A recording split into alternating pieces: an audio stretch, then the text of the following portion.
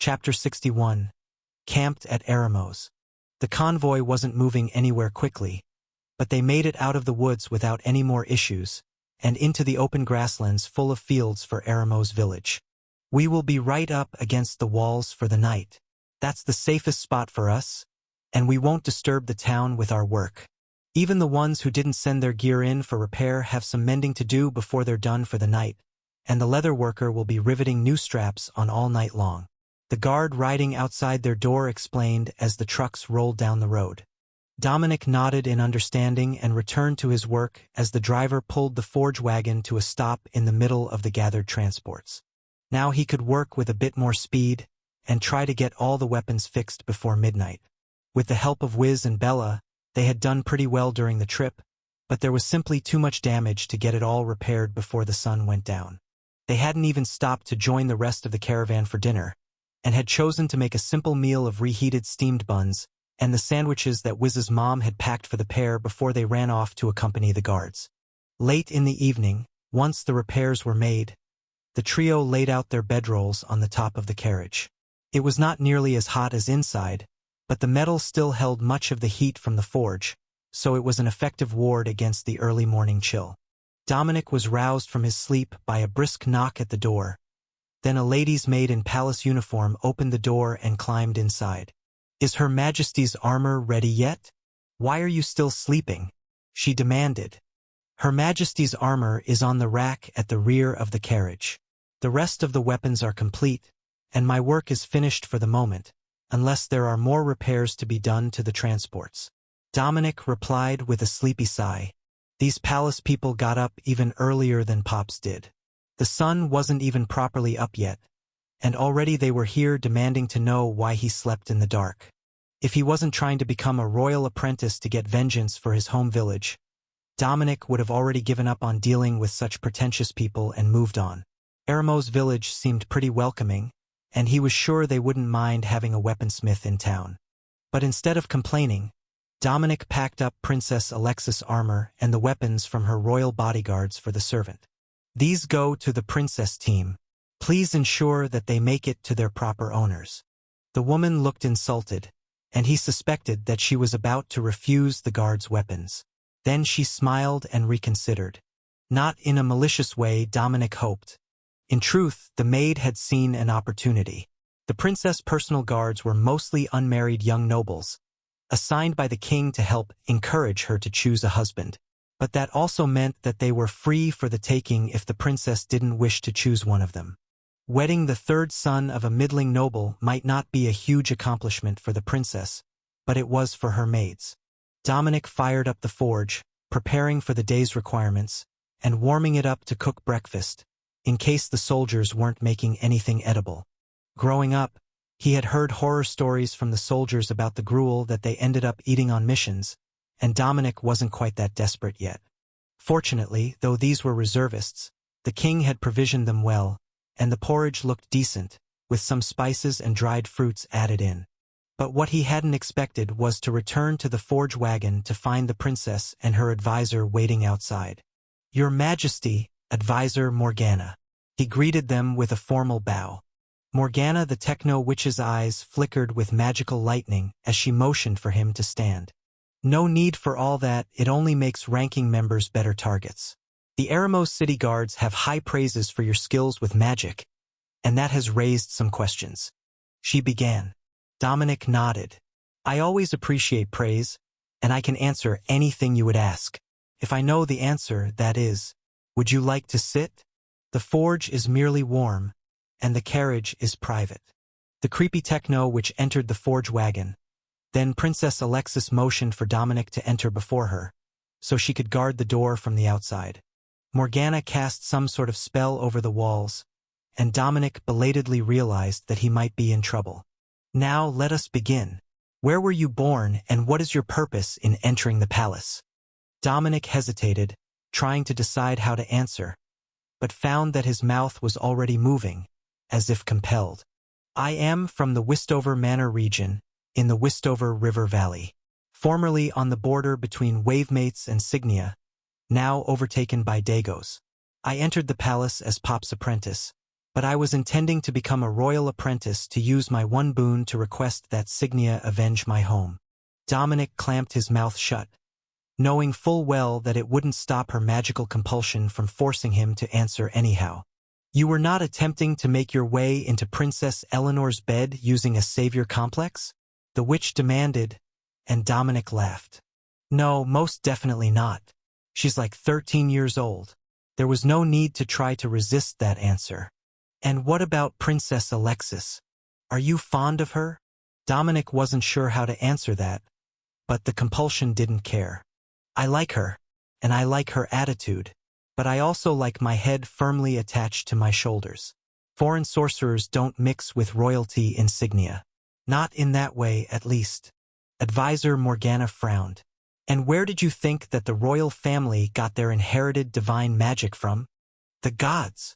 Now it was the techno-witch laughing. I will provide you with a weapon blueprint, and you will spend the day creating as many of them as possible.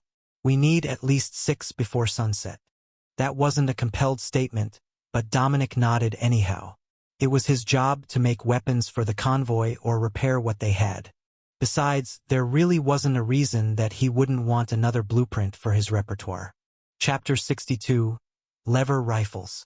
Morgana handed over a rolled blueprint, and Dominic unrolled it against the wall, then pinned it in place. It was a simple lever-action rifle blueprint, firing lead balls of .30 caliber using a chamber that was primed with compressed air. The priming process would take dozens of strokes, but then it should be able to shoot through all 10 balls before reloading. It was far less efficient than the mana revolver, Dominic decided, but it had enchantments on it to add power and penetration to the projectiles. So, while it would be a nuisance after 10 shots, those 10 shots would count. You need 6 of these as soon as possible? I can get started on that right away if you've got the materials. I have the metal and I can make a rifling jig. But I don't have the mana cores we will need for the creation. If you want this to be a rare or even a strong uncommon weapon, I will need them. Preferably ogre cores, as they are the strongest targets we have faced. Morgana nodded and placed 20 ogre cores on the bench at the front of the forge. That is what the Royal Guard collected yesterday. Make them count, she announced, then left the forge. Dominic was about to go out and let Wiz and Bella know that he was busy, but the guards were already leading them away, and a pair of Royal Guard had been stationed outside his door. Dominic didn't miss the way that Princess Alexis winked at him as she left, clearly having planned his busy day and the transfer of the valuable blueprint. Then he blushed as he recalled the questions that Advisor Morgana had asked him. No, not thinking about that now. He got right to work making the 3 tubes for the rifle. 1 for the air pump, 1 for the ammunition, and 1 thicker for the barrel. The receiver of the rifle was easier. Then Dominic started on the trigger guard lever that would load the pellets and press them into a uniform oblong shape.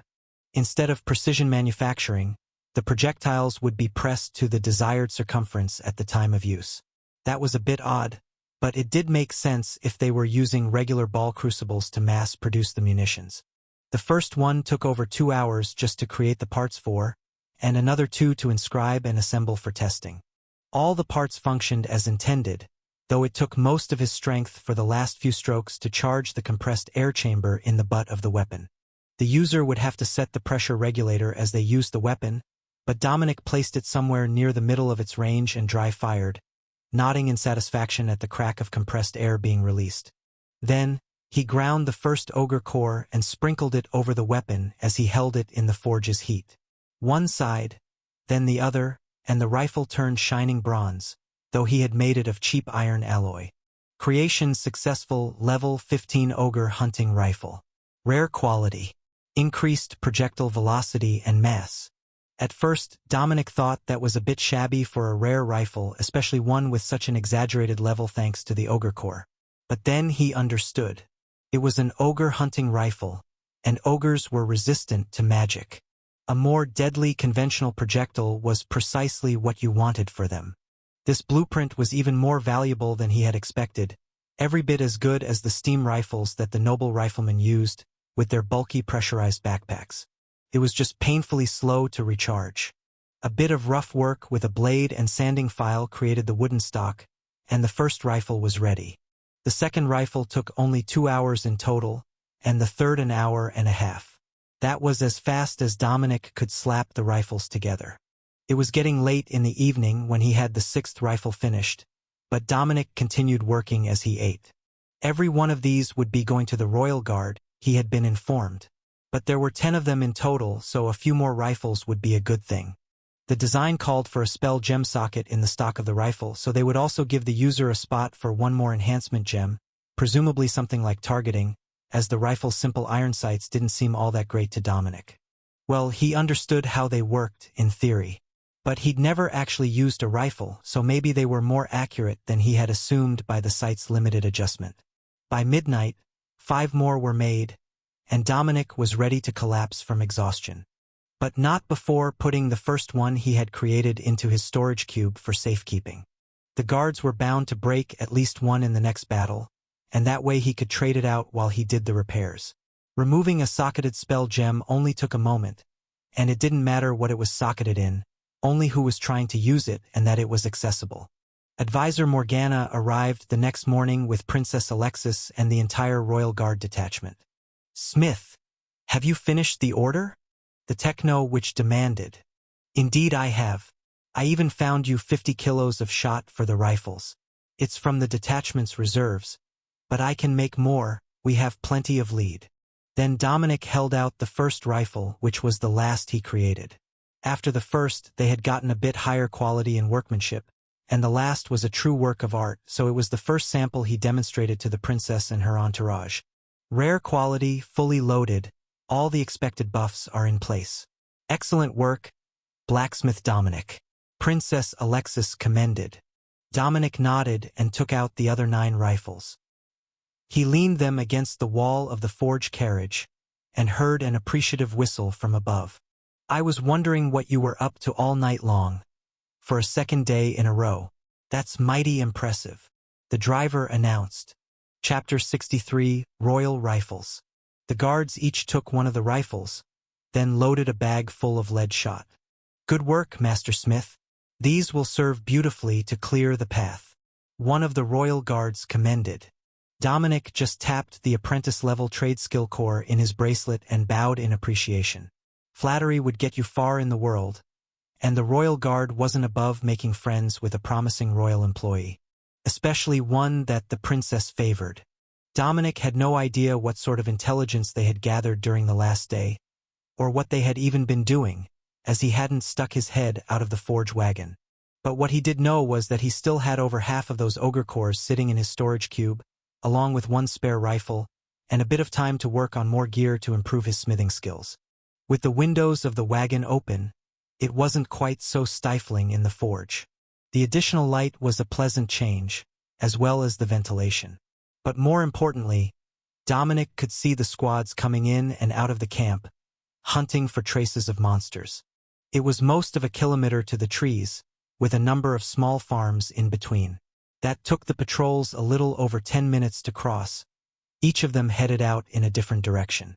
The extra strength and stamina from the magical gems that the soldiers socketed in their gear made a huge difference to long-distance travel. It was all small squads leaving the area, but after they had been attacked by such a significant force on their way here, Dominic presumed that the orders would be to immediately retreat and relay enemy movements. Dominic noticed that the reservists preferred spears and broadswords with shields as their standard equipment, or perhaps that was all that they had been trained with. But none of the spears were magical. They had gotten all the rejects from the attempts to send magical weapons to the city guard. That was a bit of a pain, as attempting to quench a failed weapon again wouldn't change anything. But they also hadn't broken enough of them to justify him making a whole new batch of spearheads with their limited spare metal. So Dominic practiced his craft, repairing gear in peace, until the craftsmen were called for dinner. Soldier soup, they called the stew that the army had put on, and Dominic sighed as he realized it was mostly rice and beans. Hopefully it was somewhat spiced, but you never knew what the humans would come up with. Most of their food was mildly flavored, where Dominic liked the vibrant flavors of dried peppers and citrus fruits. He caught himself quickly. He was with the Signia City Army and Princess Alexis on this trip. There was no humans versus me on this trip. just bumpy rides and plenty of mediocre food. Very mediocre food, as he discovered. It seemed that while the stew pot had a large portion of game bird in it, the closest thing it had seen to seasoning was a bit of garlic. Dominic had just washed his bowl when the sound that no soldier wanted to hear began to echo through the woods. The sound of war drums. They were somewhat faint, but still instantly recognizable. With every passing minute they got closer, but they were also moving from left to right through the woods, bypassing Eremos village to attack the city. Princess Alexis was just getting ready to marshal her forces to make a move on the force when war drums began on the other side of the grasslands around Eremos village. Then the worst possible outcome happened. Both sets of drums began to approach, and they would be meeting in the middle, right where Eremos village stood. Get the followers into the village. Guard the wagons. Everyone stock extra ammunition. The orders began to roll in, and Dominic found himself swamped with requests for everything that his transport had in stock. He had all the extra lead balls for the riflemen, but the camp supporters who would normally distribute munitions had just been ordered into the city. So, that left him to hand out the bags of ammunition, the last of the weapons under repair, and to fire up the forge in preparation for the next round of requests. Beside him, the old gunslinger who was doing the unit's leather repairs was just as swamped, as the wagon on the far side was full of rations, and the workers had all left. Everyone was preparing for a long fight, and that involved grabbing snacks for their pockets as well as water. They would need it before the fight was over. Dominic could see farmers running for the town, carrying children or bags of essentials. Hopefully they would make it in time.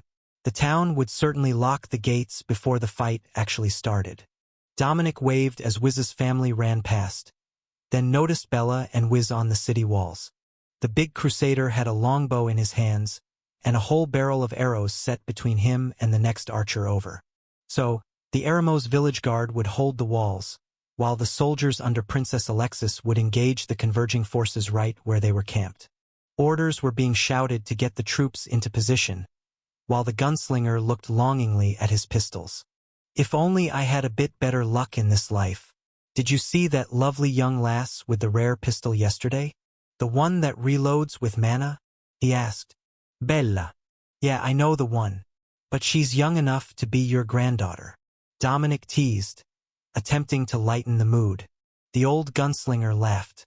I'm not after her, you little brat. That gun. If I had a pair of those, I could just go wild without ever running out of ammunition. Dominic sighed. Those revolvers took half the day to make, if not more. By the rate that the drums were approaching, they had about 15 minutes left before the battle. So he just smiled back at the old man. Well, if we still have wagons full of spare parts after this, I'll see what I can do to make you a mana revolver or two. No guarantees that they'll be of that same quality. Chapter 64. Surrounded. The charge came from both sides of the village at once. A tidal wave of hobgoblins being chased by clusters of ogres. Well, it's been nice knowing you. The old gunslinger sighed as he reached down into his wagon to grab another bandolier. He methodically loaded the rounds from boxes of ammunition as they sat on the roof of their wagons and watched their doom approach. Going inside the village was unlikely to change much except their time of death, and their skills would be needed on the battlefield. The gates of the city slammed shut, and Dominic heard something being piled against the back of them. Most likely wagons full of rocks to keep the ogres from smashing in the gates. But that also meant that the slower-moving farmers had nowhere left to hide. So they all turned towards the capital and continued to run. The attackers wouldn't care about a few unarmed families, and if the threat was here, then anywhere else should be safer. Dominic placed his scepter on his legs as he sat on the roof of his wagon and ate a meat bun. 5 more minutes. But there was something he could do to increase his odds of survival. Bella had traded him for enhancement cores of mana recovery, spell power and endurance along with the recipes when he traded her the pistol. Endurance would be necessary, but 1 level worth of enhancement would be enough to get him started. All the other mana cores, other than the ogre cores that Advisor Morgana had given him for the project, were dumped into the spell power enhancement gem. The Magitech item lit up with power as Dominic enhanced it. Through level 1, then level 2 and level 3. Dominic stopped there, as he only had 2 ogre cores left. Those he put into the sorcerer's spellbook, and hoped for the best. Nothing, still somewhere in level 3. But with the scepter, and the level 3 buff of the spell power gem now hanging from Dominic's necklace where the minor illusion spell gem used to reside, he was as ready as he was going to get. The tide of monsters were still nearly 300 meters away when the crack of rifles began, and multiple ogres staggered, then collapsed. That was when Dominic truly understood the name of the blueprint.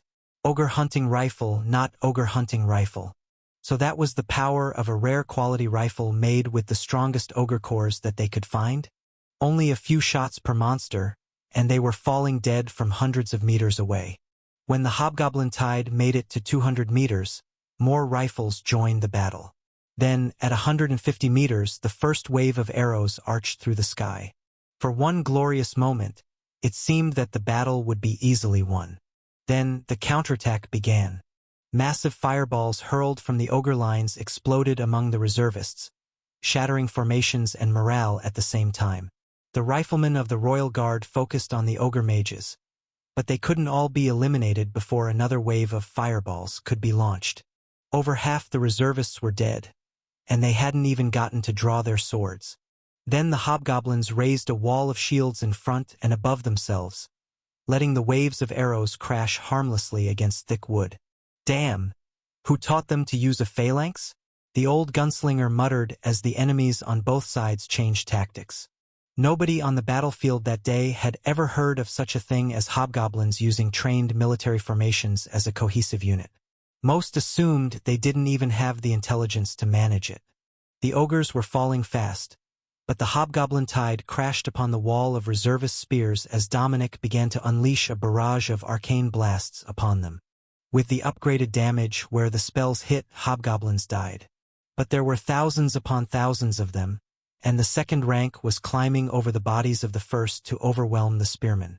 Dominic activated mage armor over his cogwork plate, and prayed to whoever might be listening that this went better than he was expecting it to. Blades crashed upon blades, and the smell of burning leather came to Dominic's nose as the gunslinger reloaded his pistols again, the barrels faintly glowing from rapid firing, and his gloves burning from the heat as he reloaded. Soon, he would have to dunk the pistols in water between reloads to keep the ammunition from overheating. The defensive line was falling into a smaller circle around the core carriages, where Dominic and the gunslinger were firing as their numbers dwindled. The enemy was well inside the range of the archers and gunners on the wall of Eramo's village, but with their numbers it didn't matter. They were cutting through the defenders so fast that no amount of archery support would change the outcome. The gunslinger dropped his pistols into a bucket and grabbed another pair, ones that weren't overheated from rapid firing. Dominic fired out arcane blasts as fast as bullets from the pistol, but he could feel himself becoming lightheaded from the exertion. Well, he was sitting down anyhow. There was nowhere to collapse to except the roof of his forge. At least it was warm. The fight ground to a stalemate as the riflemen could now cover a smaller area. So Dominic took a quick breather and began to toss the Royal Guard fresh bags of shot as they paused to reload. They had to be running low by now, but they were becoming incredibly proficient with the charging levers, and they had even learned to operate them one-handed with the rifle against their legs as they reloaded the lead balls. Then, Dominic saw humans on horses racing their way at a full charge from the side opposite the city. Could they be saved? If this was another of the royal investigation teams, they would only need to hold out for a few more minutes. The sound of hooves brought renewed hope to the defenders, and after tossing a chewy trail mix ball in his mouth, Dominic rejoined the battle. Just a few more minutes to salvation. The cavalry was close now, close enough that Dominic could see a very familiar, cruelly scarred face. A face he would know anywhere. After all, he had been 10 years old when he put those scars on the man's face with his own claws after that monster had burned his village to the ground. Chapter 65. The True Enemy. The cavalry charge ran right through the remaining hobgoblins, taking them by surprise as their allies turned on them. The front rank of infantry fell to their lances before the cavalry dismounted and began to push forward, cutting down Signia reservists with brutal abandon. The scar-faced mercenary commander pointed in Dominic's direction, and then hit the ground as an arcane blast came for his head. The officer behind him died without ever knowing he was in danger, but Dominic didn't stop. If he couldn't get vengeance for his whole village, just a little bit on the man who had led the attack would be enough. 5 more blasts hit soldiers before one finally got through, crashing against the man's defensive magic, and causing it to flicker out for a half-second. Just long enough for a bullet from the wall to hit him in the forehead. Behind Dominic, Bella smiled. That was one enemy commander down. An explosion below him threw Dominic into the air as his forge exploded, targeted by a spell from one of the enemy mages. He felt himself rolling, and then a solid metal boot stopped his progress. He was about to cast again when he realized that Princess Alexis had her foot on his chest, stopping him from rolling into the still-burning campfire in the center of the Royal Guard's formation. It was just the dozen of them against over 100 enemy cavalry. But these soldiers weren't wearing any nation's livery. They looked more like mercenaries than anything, half feral and filthy. The battle came to a halt as the arrows from the town walls stopped, unable to target the groups so close together. But the Royal Guards were the only ones still standing, with the princess in their center. She motioned for Dominic to play dead, and he hesitated. She had to have a plan. After all, she was trained all her life for battle, right? After a few tense seconds, a mage stepped forward with an eerie smile on his face. Very loyal. I must commend you all, but it's over. Put down your weapons and surrender the princess. The mage demanded. Exhausted, but unwilling to give in, the Royal Guard waited for the princess to give an order. Dominic heard her take a deep breath, and then the princess fell to her knees, with her hands in front of her. Archmage, I surrender, she announced through gritted teeth. The mage smirked, and Dominic saw the princess's hand shift under the hanging end of her tabard, to where a hidden weapon lay. She nodded at Dominic, and he realized this really was it. A heroic last stand wasn't quite how he had expected this mission to go, but his body was already instinctively moving. Arcane Blast caught the mage off guard, causing him to stumble back as Dominic launched himself through the crowd of knights with his saber and dagger in hand. The blade of the saber punched cleanly through soft cloth, and the mage's eyes went wide for a second before Dominic slit his throat, then rolled onto his back and unleashed dragon flame into the mercenary knights, burning his throat. Pain lanced through his back as he felt his ribs and back shatter under massive amounts of blunt force. Then he was flying, and the world went black. After Dominic threw himself into the Archmage, defying all odds by actually taking out an Archmage with his insane attack, Princess Alexis put the poison capsule away and drew her blade again. Knights! Forward! She shouted as the Royal Guard engaged the enemy, and the defenders from Eremos village ran across the gap between the two forces. With the Archmage dead, and their magical reinforcement gone, the mercenaries fell like goblins under the blades of the revitalized Royal Guard. Moments later, the Eremos City Guard was into the back of the attackers, taking no prisoners, and the battle was over. Dominic? Dominic! Alexis heard someone shout. Where did the sorcerer go? He was sent flying by a strike with a maul, and she couldn't see him. Princess Alexis followed the most likely path, and stuck her head into the shattered remains of the forge wagon, whose door had been knocked inward by an impact. That must be where he landed. Fearing the worst, she stuck her head in the forge, and then choked as the soot and dust overwhelmed her. The explosion that had destroyed the truck it was mounted to had knocked over the forge carriage, and everything had spilled onto the side that was now downward. But through the chaos, she could see something small and gleaming gold, like Dominic's horns. She carefully stepped inside, and took in the shattered body of a small golden dragon. It had been crushed, its limbs all broken and its chest caved in. But as she watched, the body rearranged itself, limbs healing and ribs setting as rich golden blood was sucked back inside the body. Then with a ringing noise and a flash of golden magic, the dragon opened its eyes, before shifting back into the familiar shape of the dragonkin sorcerer. Dominic gasped for air as the darkness faded from his vision, and looked into the tearful eyes of Princess Alexis. He had been certain that he was dead, but she must have rescued him with a healing potion. How do you feel? She asked carefully. Like I got hit with a truck. Thank you, by the way. I thought that I was a goner there. He most definitely was, Alexis realized. It wasn't even a close thing. The damage done to him should have killed him 3 times over. Yet there he lay, breathing and smiling at her, with golden blood leaking from his mouth as he coughed. It was insane, impossible, but undeniable. The little blacksmith was truly dragon-blessed. And it seemed that he had no idea. None could know of this. If anyone realized that the blood of dragons ran so powerfully through his veins that it could stave off certain death, the nobles would go to war for his progeny, or the alchemists would dissect him for potion ingredients. If you can move, get up and go loot the battlefield. You will need as many of the mana cores as you can get your hands on, young blacksmith. Don't forget to thank the gods for your survival. Princess Alexis turned to leave, and Dominic smiled.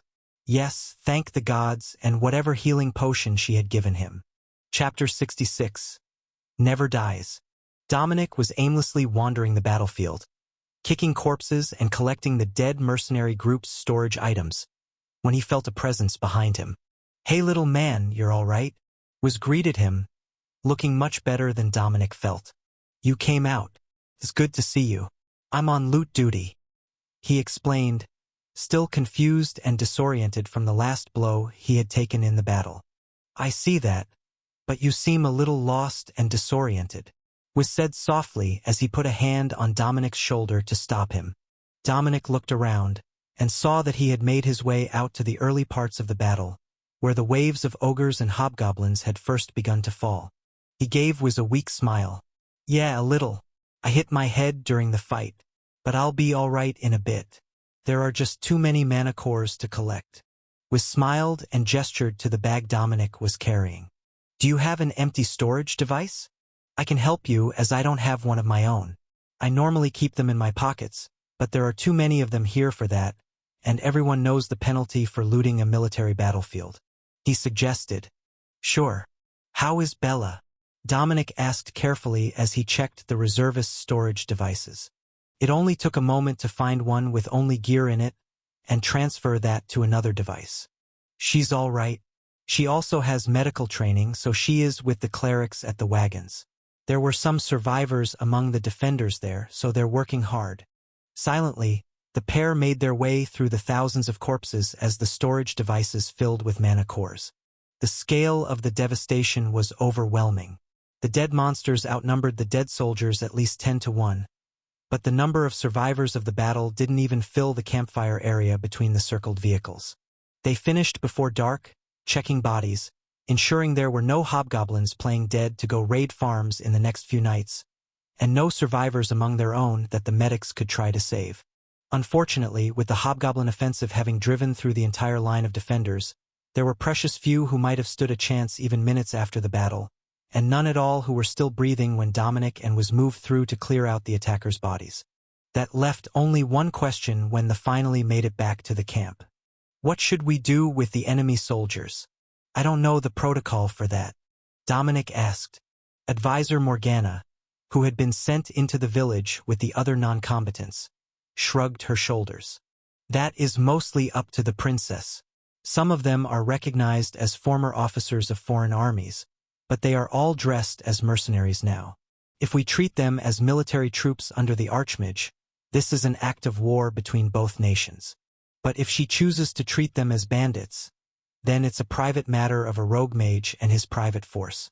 In that case, the one who killed them may keep their belongings as a bounty by international law. I don't believe that she has made a decision yet, as there are political implications to suggesting that the Archmage went rogue and incited an army of hobgoblins to attack the Signia royal family. It would involve the right to eliminate 3 generations of his bloodline, and some of them are palace royals within the Signia and Dagos kingdoms, as well as other nations. So, it might be war either way or public shaming and stripping of titles. The third option is to pretend that none of us know who it was, burn the body to unidentifiable ashes, and claim what he had on him as our own. Dominic nodded, then did a double take. Wait, that third option sounds like just calling him a mercenary. But it's not, is it? Advisor Morgana shook her head. No. If he was killed as a hostile mercenary, then either you or the princess, as your commanding officer, would have the right to his property. All of his property, including the peerage and manor houses that were registered in his name. The assets registered with multiple national treasuries, and the grimoire of spells that made him famous, would all be transferred as part of the bounty. Which is, incidentally, a national treasure of Signia. That sounded like a rather important person to have fallen to a single arcane blast. And a couple of stab wounds. Something was definitely not right with this situation. Advisor Morgana watched as Dominic's curiosity turned to concern, then suspicion. I am thinking what you are thinking, your sorcerer. I believe that he was framed. There is a good chance that this is not really him, but someone altered to look like him. The issue is that we will need an authentic article of clothing or magitech that belonged to him for the verification of death spell to work. She continued. Dominic nodded, then got a great idea. I have an idea. You can tell how old a magitech item is by looking at the magical arrays. Does he have any on him? If they're all new and force leveled, then we should likely start trying to find out what happened to the real Archmage. How old is he, anyhow? The techno-witch laughed. 54 years old. And he's been trying to convince the king to let him marry both of the twin princesses since they were learning to read. Princess Alexis says that this man put on a very convincing act, and she did not immediately suspect that it was a fraud until he died to a single attack from her blacksmith. Was chuckled from behind Dominic. It's good to see that everyone has such faith in your combat abilities. Morgana gave a snort of amusement. One of the Archmage's signature spells is Indestructible Body. Even a rare magical blade should not have easily penetrated his skin if he had his usual precautions active. The young crusader's eyes lit up with excitement. Do you think there might be a scroll of it on him? An unbonded spell gem? Morgana rolled her eyes. You really do get easily sidetracked, big man. No, my suspicion is that this is one of his apprentices. They knew many of his spells, but that one was a life-saving measure that was not shared with just anyone. Chapter 67, Eremos saved. With the area cleared, was returned to his house to check the extent of the damage. It wasn't in the direct line of attack, but the hobgoblins had burned many of the farmhouses on their way by, just out of spite. Fortunately, hers was still standing, but that didn't mean there was nothing hiding inside, or damage to the property. Dominic returned to his forge and found that it was in shambles, with the undercarriage destroyed, the interior demolished, and the door smashed in, with the entrance now facing the sky. He remembered waking up in here after the battle, but the door opened outward and didn't have a lock. There was no reason someone would have had to damage the door to let him in to rest and receive healing. Come to think of it, this place was totaled. There was no reason to bring him here, when it was already blown to pieces before the end of the battle. Had he been hurled through the door by an attack? Everything about the battle was becoming a bit foggy in his mind, and trying to think about it just gave him a headache. Or at least the later part of it after he had been knocked off the roof of his forge. The first portions were entirely too vividly etched in his mind. Most importantly, he would need a new spot to sleep. This obviously wasn't going to work, and it would take him all day to clean it up and gather the undamaged tools. Instead, he went to the cabinet at the rear of the carriage on the outside and grabbed the tent and bedrolls that were there for the occupants of each vehicle. Come set up here by the fire, little Smith. The princess asked us to look out for you. One of the royal guards called as Dominic was about to begin setting pegs. Dominic moved over to where they were sitting with the old gunslinger, who was now missing one leg at the knee, with his pant leg rolled up. The aging gunslinger smiled at Dominic, and then lit a cigarette. Well, at least they can't force me to go on adventures anymore. With this, I'll be well and properly retired from the royal army. One of the guards chuckled. I don't think you'll get that lucky, friend. After today, you're going to be called a war hero. You'll have a long future telling stories to students and extolling the virtues of learning a trade skill after you already know how to fight. The laughter of the royal guard caught the attention of the Eremos village guards who were nearby, treating the survivors. The royal guard was a bit terrifying to the average town militiaman or city guard. Not only did they have royal authority to enforce laws, but they had made it to the end of the battle without a single casualty. They started with 10, ended with 10, and the equipment that they wore was still functional. Heavily damaged, coated in blood, but functional. Dominic turned to the guards. That reminds me, did any of you damage your rifles? I made a spare. The gunslinger laughed, and the guards smiled at Dominic. The perfect professional. Half an inch from death in the afternoon, and checking on the survivor's gear before bed. But to answer your question, no. The rifles worked flawlessly, and we all stored them before we got into close combat, so they haven't taken any damage. We even still have a few hundred rounds of ammunition left from the last bags that you tossed us. Good work with that, by the way. It was just in time. And with the reload, we didn't have to slow down our firing rate at all. One of the survivors from the reservists rolled over on his medical cot to face them. Forget about the rifles. Did you all see the blacksmith firing off spells like a gunslinger? Those bolts of magic were flying overhead every couple seconds the whole battle. Only when the Archmage set off an explosion spell under his forge did the spells stop. The man's voice was low and raspy, but the other soldiers nodded in agreement. To think that half our strongest fighters were in the trade wagons. One of the other wounded soldiers laughed. He's still young, isn't he? Maybe they'll give him a royal commission into the officer corps. One of the other soldiers asked, and Dominic realized that the man's neck was in a brace, so he couldn't look around. Very young, hardly an adult, but his trade skill core is halfway through apprentice already, maybe level 6 even. One of the others agreed. Just unroll here under the awning. It's not calling for rain tonight, and it will be warm enough with all the royal guard inside. The man beside Dominic whispered, so they didn't disrupt the conversations around them. After unrolling his bedroll, Dominic realized there was something missing. None of the staff had come back out of the city, as the gate were blockaded closed, and the guards who had come to reinforce them had rappelled down the walls. So there was no hot food. Nothing was cooked, and they were just using the dry rations for the evening. Silently, he passed some of the meat buns from the palace kitchen around to the royal guards and the few wounded soldiers nearby. It wasn't much, but a cold meat bun was better than dried protein biscuits and water. That small gesture was enough to brighten the mood of the soldiers, and everyone began to relax. Then a wineskin began to make the rounds around the campfire, and they drank their troubles away while talking about their lives back in the city. It wasn't long before they were all asleep, with the Eremos village guards standing watch for them. It was a peaceful night, but not one that would last long. Dawn brought a runner from the palace, along with an entire battalion of the royal army. That wasn't a great sign, Dominic decided. The royal guard were set up so that the entrance to the princess' sleeping quarters were through theirs, and Dominic had noticed that not all of them were asleep.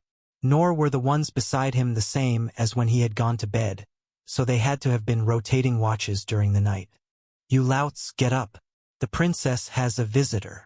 Someone demanded, rousing Dominic from the last of his lingering slumber.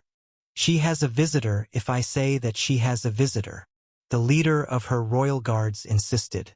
Dominic heard the rattle as the guards shifted to put their hands on their weapons, and sat up from his bedroll to distract the intruder. What's so important that you're chasing the survivors of a major battle out of bed at the crack of dawn? If it doesn't involve fighting, it can wait until Her Highness is showered, and her guards are fed. He insisted. The man in a brightly colored coat with a strange frilly collar turned to stare at Dominic, and all the guards equipped the armor they had removed to sleep. Who are you?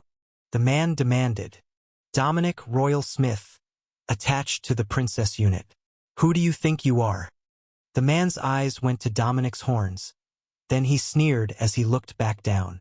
You don't have the authority to ask. But I have the authority to kill intruders.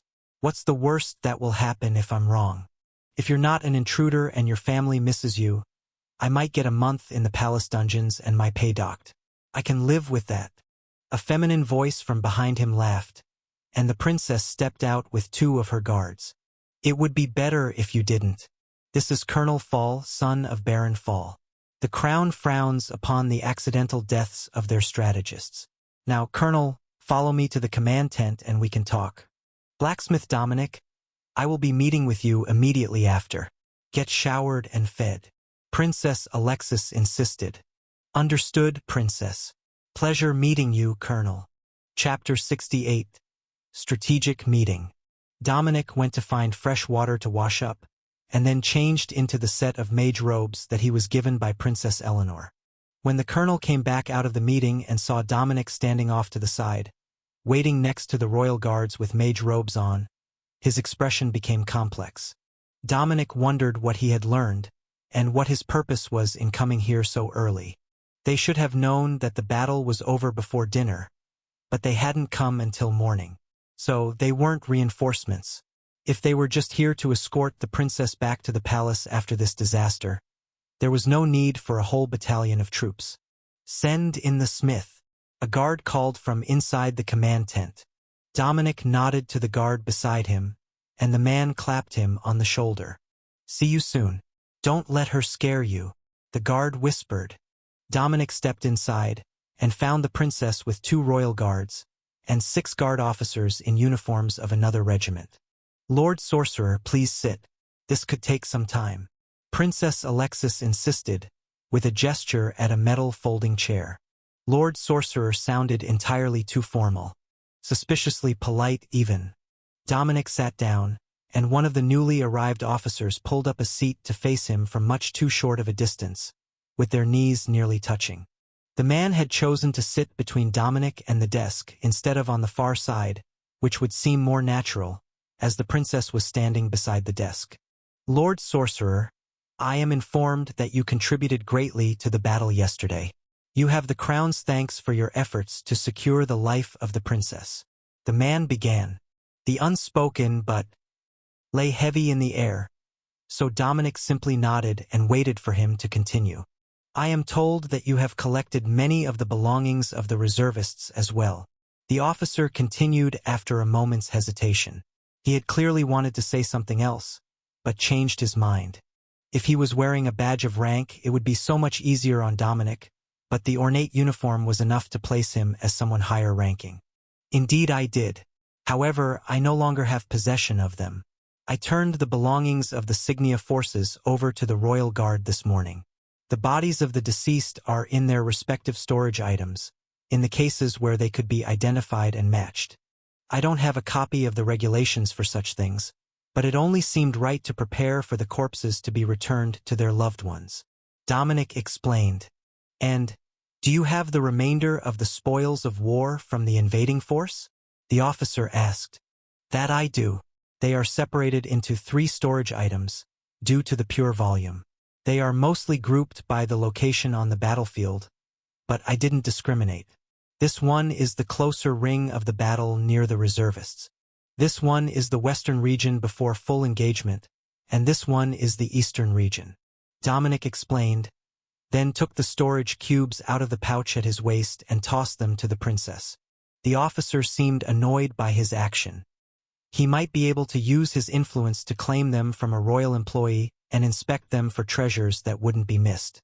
But now that the princess had them, he wouldn't be able to skim off the top before the official count. Do you have any insight into where the humans orchestrating the attack may have come from? The officer asked, changing the topic. One of the men was formerly a military officer from Dagos. We had previously met during the invasion of Wavemates, when his unit captured the Westover region containing my hometown, and the scars left on his face from my claws were unmistakable. Claws? The officer asked. Dominic held out his hand, and tried not to laugh as he realized that he still had badly chipped gold nail polish on them. But his fingernails had to be shaped with a metalworking rasp. They were not the same soft material as human fingernails. In my youth, I kept them sharp so that I could climb trees. Dominic explained. So, you grew up feral? The officer asked with a hint of disdain. Not at all. I grew up in the estates of the Westover Manor, raised by a well-respected Magitech crafting family. But entertainment is limited in a small town, and playing hide and seek in the forest is a childhood tradition. The officer looked shocked. In the forest? Sorcerer, remember? I'm not afraid of most wildlife. Besides, there are hunters, trappers, woodcutters, and dozens of others living near town in the woods. It's not like the kids will get lost. Dominic explained. And you are certain that man was the same one from the attack on your village? Dominic nodded. Yes, but none of them were in military uniforms. I can't speak to his current employment, only his former. However, the remains of his body are in one of those cubes. He's still identifiable. Is there a possibility that you have any measure of royal or noble lineage? The officer asked cautiously. Dominic shrugged. I am a Wavemate's dragonkin, both in talents and name. Naturally, I have at least a distant relation to the former royal family. It never really mattered where I came from, as 2/3 of the town could claim the same. Nobody ever mentioned noble ranks of any sort, though I'm sure that I did hear the property referred to as an earldom estate on occasion, and it was my eldest uncle who led the branch of the family in the manor house itself. I was only 10 during the invasion, and such matters were far from my mind, as I was planning to follow my parents on the path of the artificer. The officer nodded. Every village insignia would at least have a baron overseeing it, especially a border village. If he was thinking of the right instance, then the village had been an earl's peerage, with a large detachment of guards and a collection of his distant relatives living within the village. So, there was a near certainty that the sorcerer was distantly related to not just nobility, but royalty, which would make it much easier to grant him rewards. We will have to investigate your family lineage. Among other things, you are due for a royal reward for your service, and recognition of your status as a royal sorcerer. Dominic didn't know that was an actual position. Perhaps it was both a magical specialty and a job title, like the techno-witches that they employed. The officer got up from the seat, and another man, this one obviously a mage by the energy flickering in his eyes, sat down in the same spot. Dominic felt a nudge against his thoughts as the man cast a spell, and then the interrogation truly began. At first, he didn't ask any questions. Then his mouth turned up into a smile. It seems that you have had an interesting life, young sorcerer. Did you know that your skills are far beyond what most others of magical bloodlines are capable of before full maturity? He asked. I don't really know many sorcerers. It might come as a shock to you, but those born with actual magic are not incredibly popular in the cities of Signia or Dagos, and we don't tend to congregate in groups. Dominic heard a few of the others chuckle at the comment. He had a knack for exposing the elephant in the room. Indeed, they were only questioning him because they were unsure where his loyalties might lay. Princess, I do not detect any foreign loyalty in his mind. No signs of tampering, mental influence, or corruption. If anything, he might be a bit too innocent to be joining the palace, even in his current role as a weaponsmith. The mage decided. Princess Alexis nodded. Understandable.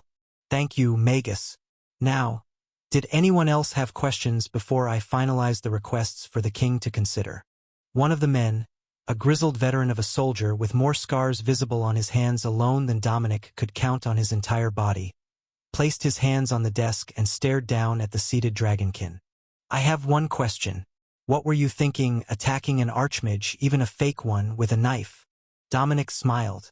Given the options, I was not going down without punching him in the face at least once. Stabbing him seemed like an appropriate alternative from my position. Chapter 69. Lord Sorcerer. The visitors appeared to be satisfied, and Princess Alexis smiled at Dominic. You may move to the side. We still need you in attendance for the rest of this meeting, she explained. Dominic wasn't certain what his role here was supposed to be, but he stood along the wall between a pair of military officers who were taking notes on everything that had happened so far that day. The next man that came in was wearing a palace servant's uniform and held a whole armload of documents. Your Highness, we have gathered the documentation on all the groups that were targeted yesterday. 7 of the 10 royal investigation groups were targeted, along with 5 other villages. Here are the details of the lineages and known alliances. The top page is a summary for your consideration. The servant explained. The princess scanned the document, then paused and pointed at a line. They targeted elder brother Alex? How did that go for them? She asked. The servant looked nervous, as they hadn't memorized the information, but one of the soldiers stepped forward to speak. Your Highness, I was made aware of that situation this morning. As you might be aware, your elder brother just finished advancing his trade corps as a battle mage to the 40th level, and he specialized in area defense. The attack on his unit was an infiltration attack, and 9 assassins were eliminated without casualties. Princess Alexis nodded. So, the attackers had information on the abilities of the royals who were with the groups, and the organization to target them based on their weaknesses. Were any of the royals lost? The servant nodded nervously. The 3rd and 5th princes were lost along with their entire units. The princess sighed and made a sign of protection in front of herself. How did the other attacks compare to this one? How many forces did the enemy manage to muster against us? She demanded. The numbers on the page are the relative forces. H stands for human, HG for hobgoblin, O for ogre, and G for goblins. The royal servant explained.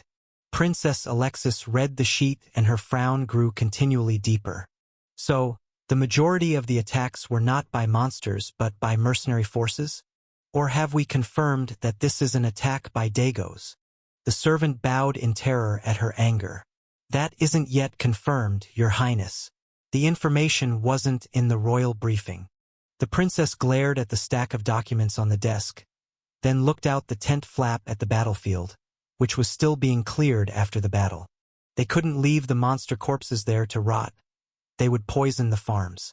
So, there would be mass graves and cremations here, then again all over the region around the capital as the soldiers were commemorated. What of the situation at the capital? Alexis asked. The battle has ended. The attackers withdrew yesterday afternoon, hours before we got notification of the attacks on the royal investigators. The meeting wore on, discussing details of the various attacks, but slowly Dominic was noticing that there was a pattern to them all. The timing was off. If it was a planned ambush to get the royals killed, they should have all attacked at the same time, except for possibly the assassination attempts. That would have made the most sense, and prevented the instance where 2 of the older royals had managed to merge their forces to withstand 2 successive attacks. Either the ability to control the attackers was limited in numbers, which seemed unlikely after the attacks on the capital, or the same person was leading them all, and couldn't be in multiple places at once. If the others had noticed, they weren't saying anything. Dominic also wasn't sure what his position here was. They had addressed him as Lord Sorcerer, which was much more polite than expected, but that didn't mean that he had suddenly gained the right to speak his opinions in the presence of the royal advisors unprompted. Fortunately, the scarred officer noticed his dilemma and called on Dominic. Sorcerer, you look like you have some insights. What do your instincts say? He asked, causing everyone to turn and face the startled dragonkin. The attacks don't overlap. Going through the timeline, starting with the retreat from the capital through all 10 attacks, none of them overlap. They were all done one after another, though the troops that executed them were already in motion. I suspect that there is someone, possibly a powerful magic user, guiding the attacks. He began. Then the scarred officer began rapidly flipping through the notes of the man beside him. 10 minutes from the end of the attack to the start, roughly 30 to the next, then 10 minutes to the next. They might not have been there for the whole battle, but it looks like when the troops actually engaged, the timing is right for a single general to remotely oversee all the battles. He agreed. That changed the opinions in the room drastically. The veterans were aware that there were actually items that would allow such a thing. One was a potion of suggestion, which would make it easier for a mage to enter someone's mind. Then, if they also used a remote viewing type spell and telepathy, they could order the leaders of each force in battle. Who was last? The scarred general asked. The assassination attempt on Prince Alex was the last strike, and the battle here ended 3 minutes before the assassins made their move. So, the fake archmage was most likely not the real mastermind behind the attempts. This should be reported to the palace in person. When are we planning to move? One of the other officers asked. In 3 hours. We need to have the surviving supplies reloaded on the functional vehicles. We will commission the carriage maker here in Eremos village to deal with the others. Staying here to have a single smith deal with it all will take too much time, and all of the members of this assignment will be needed once we are back. Princess Alexis insisted. What he would be needed for, other than his work in the forge, was a mystery to Dominic, but with only a few dozen survivors, mostly still in recovery, they would have to borrow people from the newly arrived battalion to drive for them. Chapter 70: Victorious Return? Once the meeting broke up, the troops moved into action. The damaged vehicles were unloaded and stripped of the gear and supplies, which were moved to the vehicles brought by the new battalion. The injured soldiers were moved to racks in an ambulance truck, and all the gear from Dominic's smithy was moved to storage in an empty cargo truck. "Where is the smith? I was told that they survived the battle," one of the officers shouted, assuming that the man must be further away. "Sir, no need to shout. I'm standing right next to you," Dominic informed him with a smile. "The royal sorcerer is also the group's only smith? What sort of insane deployment order led to this?" the officer demanded. "I am the personal apprentice of the royal master weaponsmith, as well as a freshly promoted royal apprentice weaponsmith. See, I've got the trade skill core and all," Dominic explained. The officer took a longer look at the trade skill core on Dominic's bracer and frowned. "Why would you pick blacksmithing as a trade when you can use magic?" Dominic smiled. "It's actually because I can use magic that I'm so good at being a weaponsmith. I can reliably make uncommon grade magical weapons in the Royal Forge, even as an apprentice, and once my skills have improved, I should be able to produce quality weapons faster than any of the other journeymen." The officer in charge of transferring the smithy goods now looked intrigued. "Oh?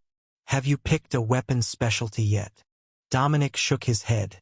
"I have been commissioned to make a number of firearms lately, but I haven't had an opportunity to specialize yet. Most of my official work was either tool-making at Pop's Forge, or making weapons for the enlisted soldiers of the garrison in the Palace Forge." That was understandable. Apprentices were busy all the time, and only once they had passed the initial trials and proven that their work could keep up to the demands of the forge would they even get a say in what they were making for the day. Getting to specialize was more common for the journeymen of the forge, but most of the apprentices who applied had already chosen what they wanted, even if it wasn't official. In a way, it was better to have an apprentice like this one, capable but without any grand ideals and preconceived notions about what their job was going to be in the future. For most of the apprentices, those grand plans that they had would never pan out. In fact, many of them would resign from their dream job at the Royal Forge and go look for other jobs, using their time served as a reference. "Have you managed to turn out something noteworthy yet?" the officer asked, while Dominic hesitated, wondering how much of what he did was confidential. He was rescued from answering by a member of Princess Alexis' guard. "He made all 10 of these rifles for us before the battle. Unconventional, to be certain, but I am told by Advisor Morgana that he managed 10 successes at rare quality in under 24 hours. The guard took out his rifle for the officer to inspect, then laughed as the man's expression went from skeptical to shocked to impressed. "What do you know, it really does say that he made that rifle. At least, it does if his name is Dominic Wavemates," the officer admitted. The princess guard smiled. "And that is a large part of why the princess intends to reward him so heavily. Having even 10 rare quality rifles specialized for killing ogres changed the entire flow of the battle. I wish I could say that they saved many lives, but that was not how the battle went. I can say that the early elimination of the ogres was the primary reason that there were survivors among our group, and likely the only reason there is still in Eremos village." The workers finished transferring the gear from the destroyed forge to their transport truck, and the royal guard nodded in satisfaction. "All finished. Please come with me, Master Dominic.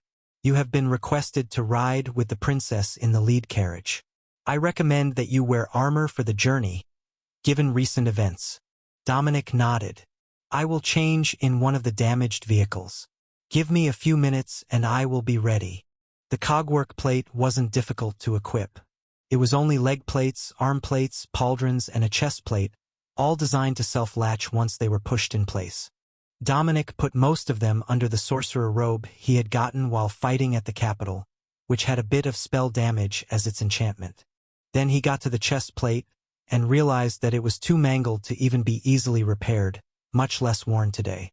So, He went through the loot he had gathered from the monsters and mercenaries on the battlefield and placed in his own storage. There was a piece in there, uncommon grade and roughly the right size, and in nice brass inlaid steel. That would have to do for the day. With the substitute chest plate over top, he was visibly armored, and still identifiable as a sorcerer, so there would be no doubts about his identity. Plus, this robe had a hood so he could cover his horns if he had to talk to strangers. Going against a lifetime of practice still made him uneasy, even if he knew he would have to take the hood down when they entered the palace. Princess Alexis smiled as she saw him coming. "Well, don't you look fancy today? Are those new? Or did you just not have time to change before yesterday's battle?" Dominic smiled back.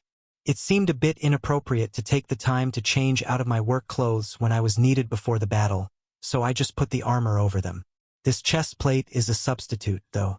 Mine took some damage and hasn't yet been repaired. Fortunately, it didn't have any marks that would identify the origin. It was insignia army issued, and it didn't have the marks of a foreign army on it either. So, Dominic could continue to wear it until he fixed his own equipment." Chapter 71. Alexis Initiative. Once the teams were loaded, the whole unit began heading back to the city at a much faster than average pace. Sitting in the carriage for the bumpy ride, Dominic did his best to ignore the strange looks that he was getting from the two older generals, who were unsure why the princess had asked Dominic to accompany them. They weren't saying anything, though, and that was just making things awkward. Finally, Dominic chose to break the tension. "So, I don't suppose that anyone brought any ivory polish with them, did they? Gotta look my best for the walk of shame back to the forge." He tapped his horns, and Princess Alexis did her best not to laugh as the pair of stern-faced generals remained silent. Tough crowd. Finally, one of the generals spoke. "Your Majesty, I must say that I hold reservations about your plan. Even if the lineage check comes back with positive news, it's not a good idea to pursue this path at this time." Now Dominic was lost, but the princess was just smiling indulgently at the general. "Noted. But it's bound to happen one way or another. The crown recognizes those with the talent," she replied. Then they fell silent again for hours as the convoy raced back towards the city. This time there was nothing trying to stop them. No signs of goblins in the woods, no surprise attacks, no breakdowns. They didn't even slow down until they reached the edge of the city, and they prepared to have the unit staged at the southern barracks, while the officers accompanied the princess and the tradesmen back to the palace. As soon as they got out of the armored transport, they were surrounded by soldiers, and an officer stepped forward with a silver strap in his hand. "Sir, please extend your arm." He insisted in a tone that said he was not taking no for an answer. Dominic held out his arm, and the silver bracelet was locked around his wrist. Then the soldier smirked. "Well, that's a relief. Most of the time they try to fight when they find out you're going to strap them," he joked, while the princess glared in his direction. They were all escorted to another carriage, and this time Dominic was loaded into a separate one from everyone else, with the smirking guard across from him. "How does it feel to be without your magic, mutant?" the guard asked. "Have you ever looked down out of your window and watched a small dog barking up at you? This feels kind of like that," Dominic replied, then stealthily checked his ability to use mana. As expected, the strap blocked all internal mana activation. But that was not how Dragonkin used magic. At least, not their innate magic. But he would be unable to activate any of his spell gems, magical items, or even his trade skill core. The guard looked insulted as Dominic relaxed against the wall of the carriage. He would find out soon enough what was going on. They were headed for the palace, and he was still an employee. They stopped at the entrance to the palace, and Dominic found himself unceremoniously dragged out of the carriage, while the palace staff looked confused. Nobody had said anything about an arrest, so why was a blacksmith apprentice being dragged around like a criminal? Then trumpets sounded, and the reason for the sorcerer being restrained suddenly made sense. The king had come to greet them. By imperial decree, no weapons were allowed in the king's presence during official functions. That meant that all mages had to be restrained, as they were a weapon if they were allowed access to their magic. Normally, they would wear an accessory to block mana use as a formality, akin to putting your storage item in a bag, when you could remotely access it to get your weapons anyhow. Locking a mana-blocking strap on Dominic like a criminal was just rude. As the king approached, everyone dropped to one knee, except the princess, who curtsied politely. "Your Majesty, it is an honor for you to come greet this junior princess at the palace gates." She greeted him. "Alexis, welcome home. Are your advisors and guards all here?" The king asked. "Yes, Your Majesty. All 10 of my guards survived the incident, and I have brought Advisor Morgana as well as Brevet Advisor Dominic." Princess Alexis replied. The king nodded, then turned and motioned for them to follow. Dominic stood along with the royal guard, and the soldier beside him quickly forced him back to his knees before being kicked in the chest and knocked over. Advisor Dominic was summoned by the king. "I will be speaking to the guard commander about your lack of qualifications." The royal guard hissed quietly, making the soldier turn ashen gray in the face. They followed the king into the palace, and the guard leaned over to whisper to Dominic, "Ignore that idiot." His commander overstepped when he refused to accept that the princess had designated you as an advisor and ordered his people not to treat you as one. "It's just a palace power play." Dominic sighed and rattled his wrist. "Don't worry about it. Not the first time I've been strapped. Probably won't be the last." He did notice that Advisor Morgana had a custom one made that could easily be clipped on and off like any other bracelet. Is his attitude common in the palace? The soldiers on the line didn't seem to care at all. Dominic whispered as they walked. "Not common, but not really uncommon either. It's more of an inferiority complex. With his common birth and record, he will never move up from his current position, and it makes that sort jealous of anyone who is getting ahead." The royal guard went silent as they approached a room full of well-dressed royals and royal guard teams. Dominic was led by the royal guard beside him to an empty spot along the wall, while the princess went to stand in the middle of the room with the other royals.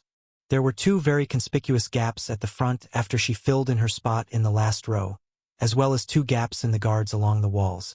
A man in a butler's uniform stepped out from behind the princes and princesses and spoke in a commanding voice. "Your Majesty, all of the potential heirs have gathered." Chapter 72. Empty Seats. Dominic didn't miss the way that the emotions in the king's eyes shifted when he saw the empty spots in the front row where the 3rd and 5th princes should have been standing. As you must all be aware by now, tragedy has befallen Signia in the last 24 hours.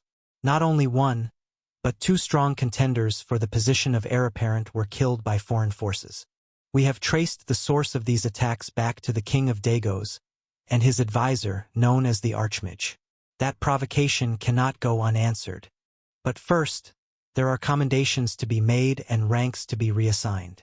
A group of palace servants stepped forward and placed boxes in the hands of the royal family members who had been attacked. Then the king cleared his throat and began to speak again. There are additional subjects who are due special consideration for their roles in the battle, and those announcements for the commoners will be released in the near future along with the awards. However, there are 3 names that cannot be overlooked. Royal Guard Jerome, for your role in the protection of the 4th prince, you shall be awarded the title of Baron, and a barony estate of your own. Royal Guard Amelia, for your role in protecting the 8th prince, your title shall be elevated to Countess, inheritable by your offspring. And finally, Dominic Wavemates, apprentice smith at the Royal Forges. For your role in protecting the 13th princess, you shall be awarded the title of Royal Sorcerer, and the privileges that come with it.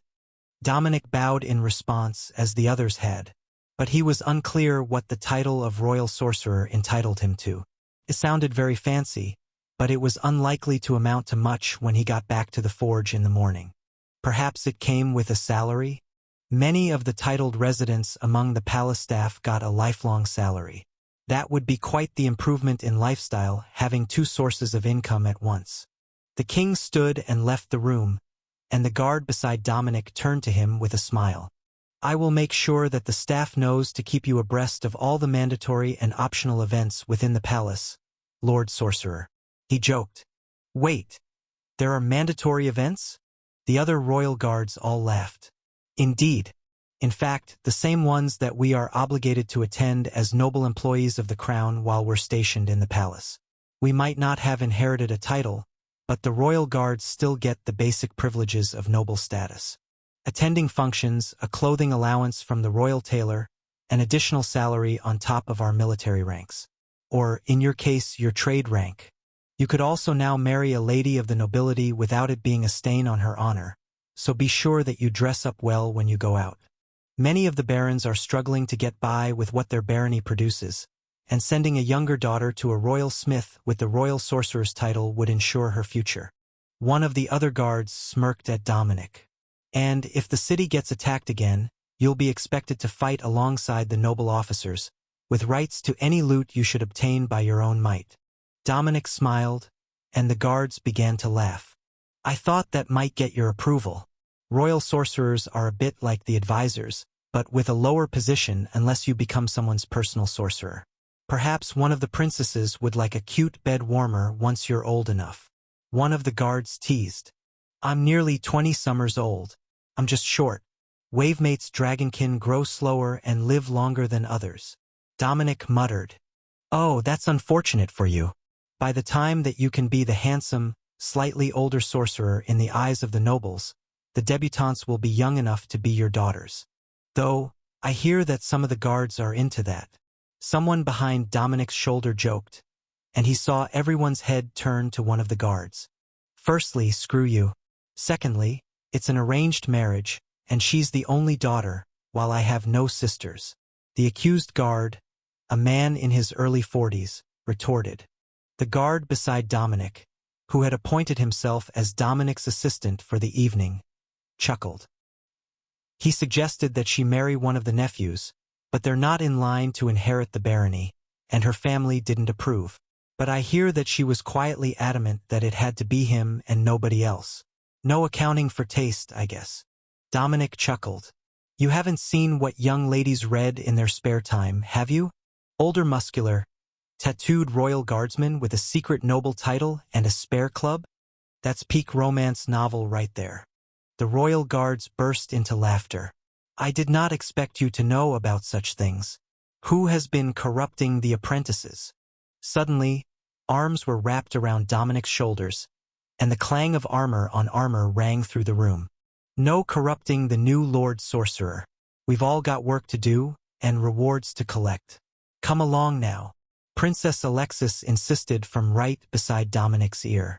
Dominic and the guards fell in behind her, and they made their way up through the royal wings of the palace to the courtyard reserved for the secondary royals. That was the children born of concubines, the offspring of the king's siblings, and their families. Most of them didn't live there full-time, but tonight, everyone had been summoned back. Princess Alexis stopped them as they entered the courtyard. Prepare yourself for chaos. We had the largest attack by far, and we only have a dozen survivors who all get a full share of the mana cores, with a smaller share to the enlisted and commoner workers who were part of the battle. They have to speak the count out loud and verify it as they hand it over, and it's going to cause some resentment among the other royals and their guards. The other 10 didn't seem surprised by that, but Dominic thought it was a bit petty. Hadn't they gone through hell for this reward? Chapter 73, Reward Issuance.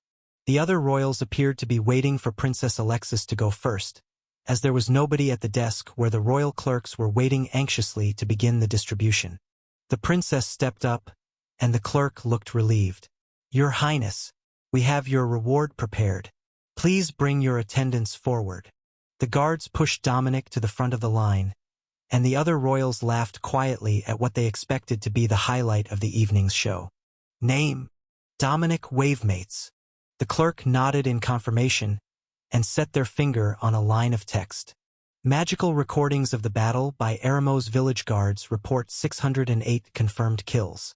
In addition, a commendation for rare-grade weapon construction has been added to your payment, as well as your first month's stipend as a royal sorcerer.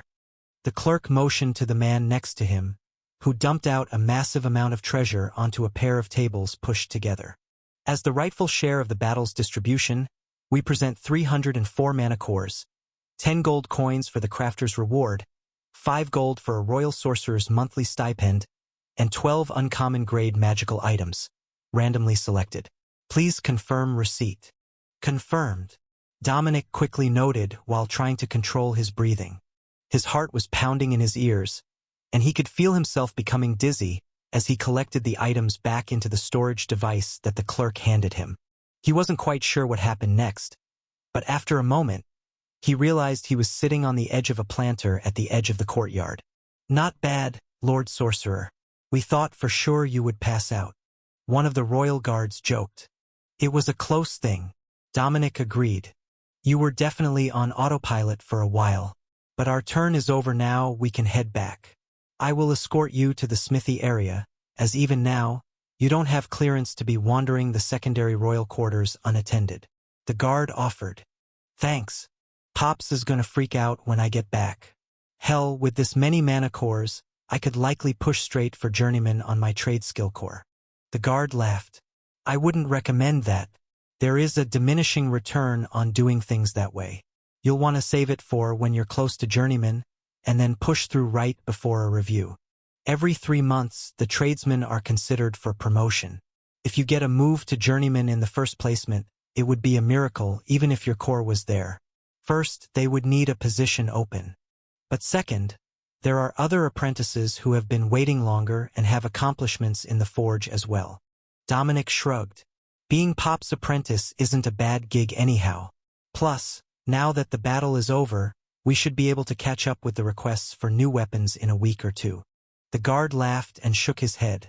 Were you not listening to the king? They found evidence that Dago's government leaders were behind the attacks. If anything, we're likely to start ramping up for a full-scale war soon. Not just the capital, but the whole nation. Once that starts, there won't be enough high-quality weapons in the entire world to fill the demand. As they turned the corner, Dominic recognized the hallways that led to the Master Smith's quarters. But that was not where the Royal Guard was headed. Instead, he led Dominic straight to the smithy. Check in before you retire for the night. It's considered standard protocol to let them know that you are back and will be available for tomorrow's roster. He insisted. Dominic was going to point out that he literally lived with the master weaponsmith who set his schedule, but followed the protocol anyhow. The moment that they stepped through the doors, a great cheer went up as the forge welcomed him home again. Apprentice Dominic, we heard all about your adventure. Welcome home. That grumpy old bastard might finally stop treating us like slaves. The greetings of the forge workers made Dominic laugh. Where is the weaponsmith? He asked, not seeing Pops in the forge. A hoarse voice came from the corner where the old armorer always sat to do his ornamental work. He's down at the barracks, delivering a load of weapons. We didn't expect you to be finished with the formalities so fast. But these lazy louts had better get back to work before he really does treat them like slaves. They're already behind schedule. That chased the workers back to their stations, and the Royal Guard clapped Dominic on the shoulder as he turned to leave. Good luck, Sorcerer. Don't forget, I'll drop by in a day or two with the schedule of mandatory events. Actually, I will inform the head maid that you are on the list, and she will take care of making sure that you are ready for them all. Yes, that is much better. Then he was off, and Dominic headed for his usual station at the forges. Everything was right where he had left it, arranged for making war picks. Armorer, what are we working on today? Dominic asked. Journeymen are making officers' sabers, the masters are making lumber axes. They'll need them to cut trees for siege weapons, you see. The old man explained. Dominic looked around and realized that there were no other apprentices in the forge right now. At least, no other apprentice weaponsmiths. Are the other apprentices off shift? He asked after doing the mental math, which told him they couldn't have sent everyone with the reservists. The old armorer smiled. The weaponsmith got sick of their whining and told them that they could either make the deliveries or work night shifts, and the journeyman would make the deliveries. So, we haven't seen one in here while the sun was up since you left. Now that he mentioned it, the journeyman actually appeared to be in a much better mood than usual. Maybe sending away the apprentices was the right call? Normally, nobody wanted to work the night shift. It was just for unfinished work and emergency on-call duty. Getting all the apprentices to volunteer to move over was a stroke of genius on Pop's part. if his goal was to get a quieter forge. Chapter 74. Back at the forge.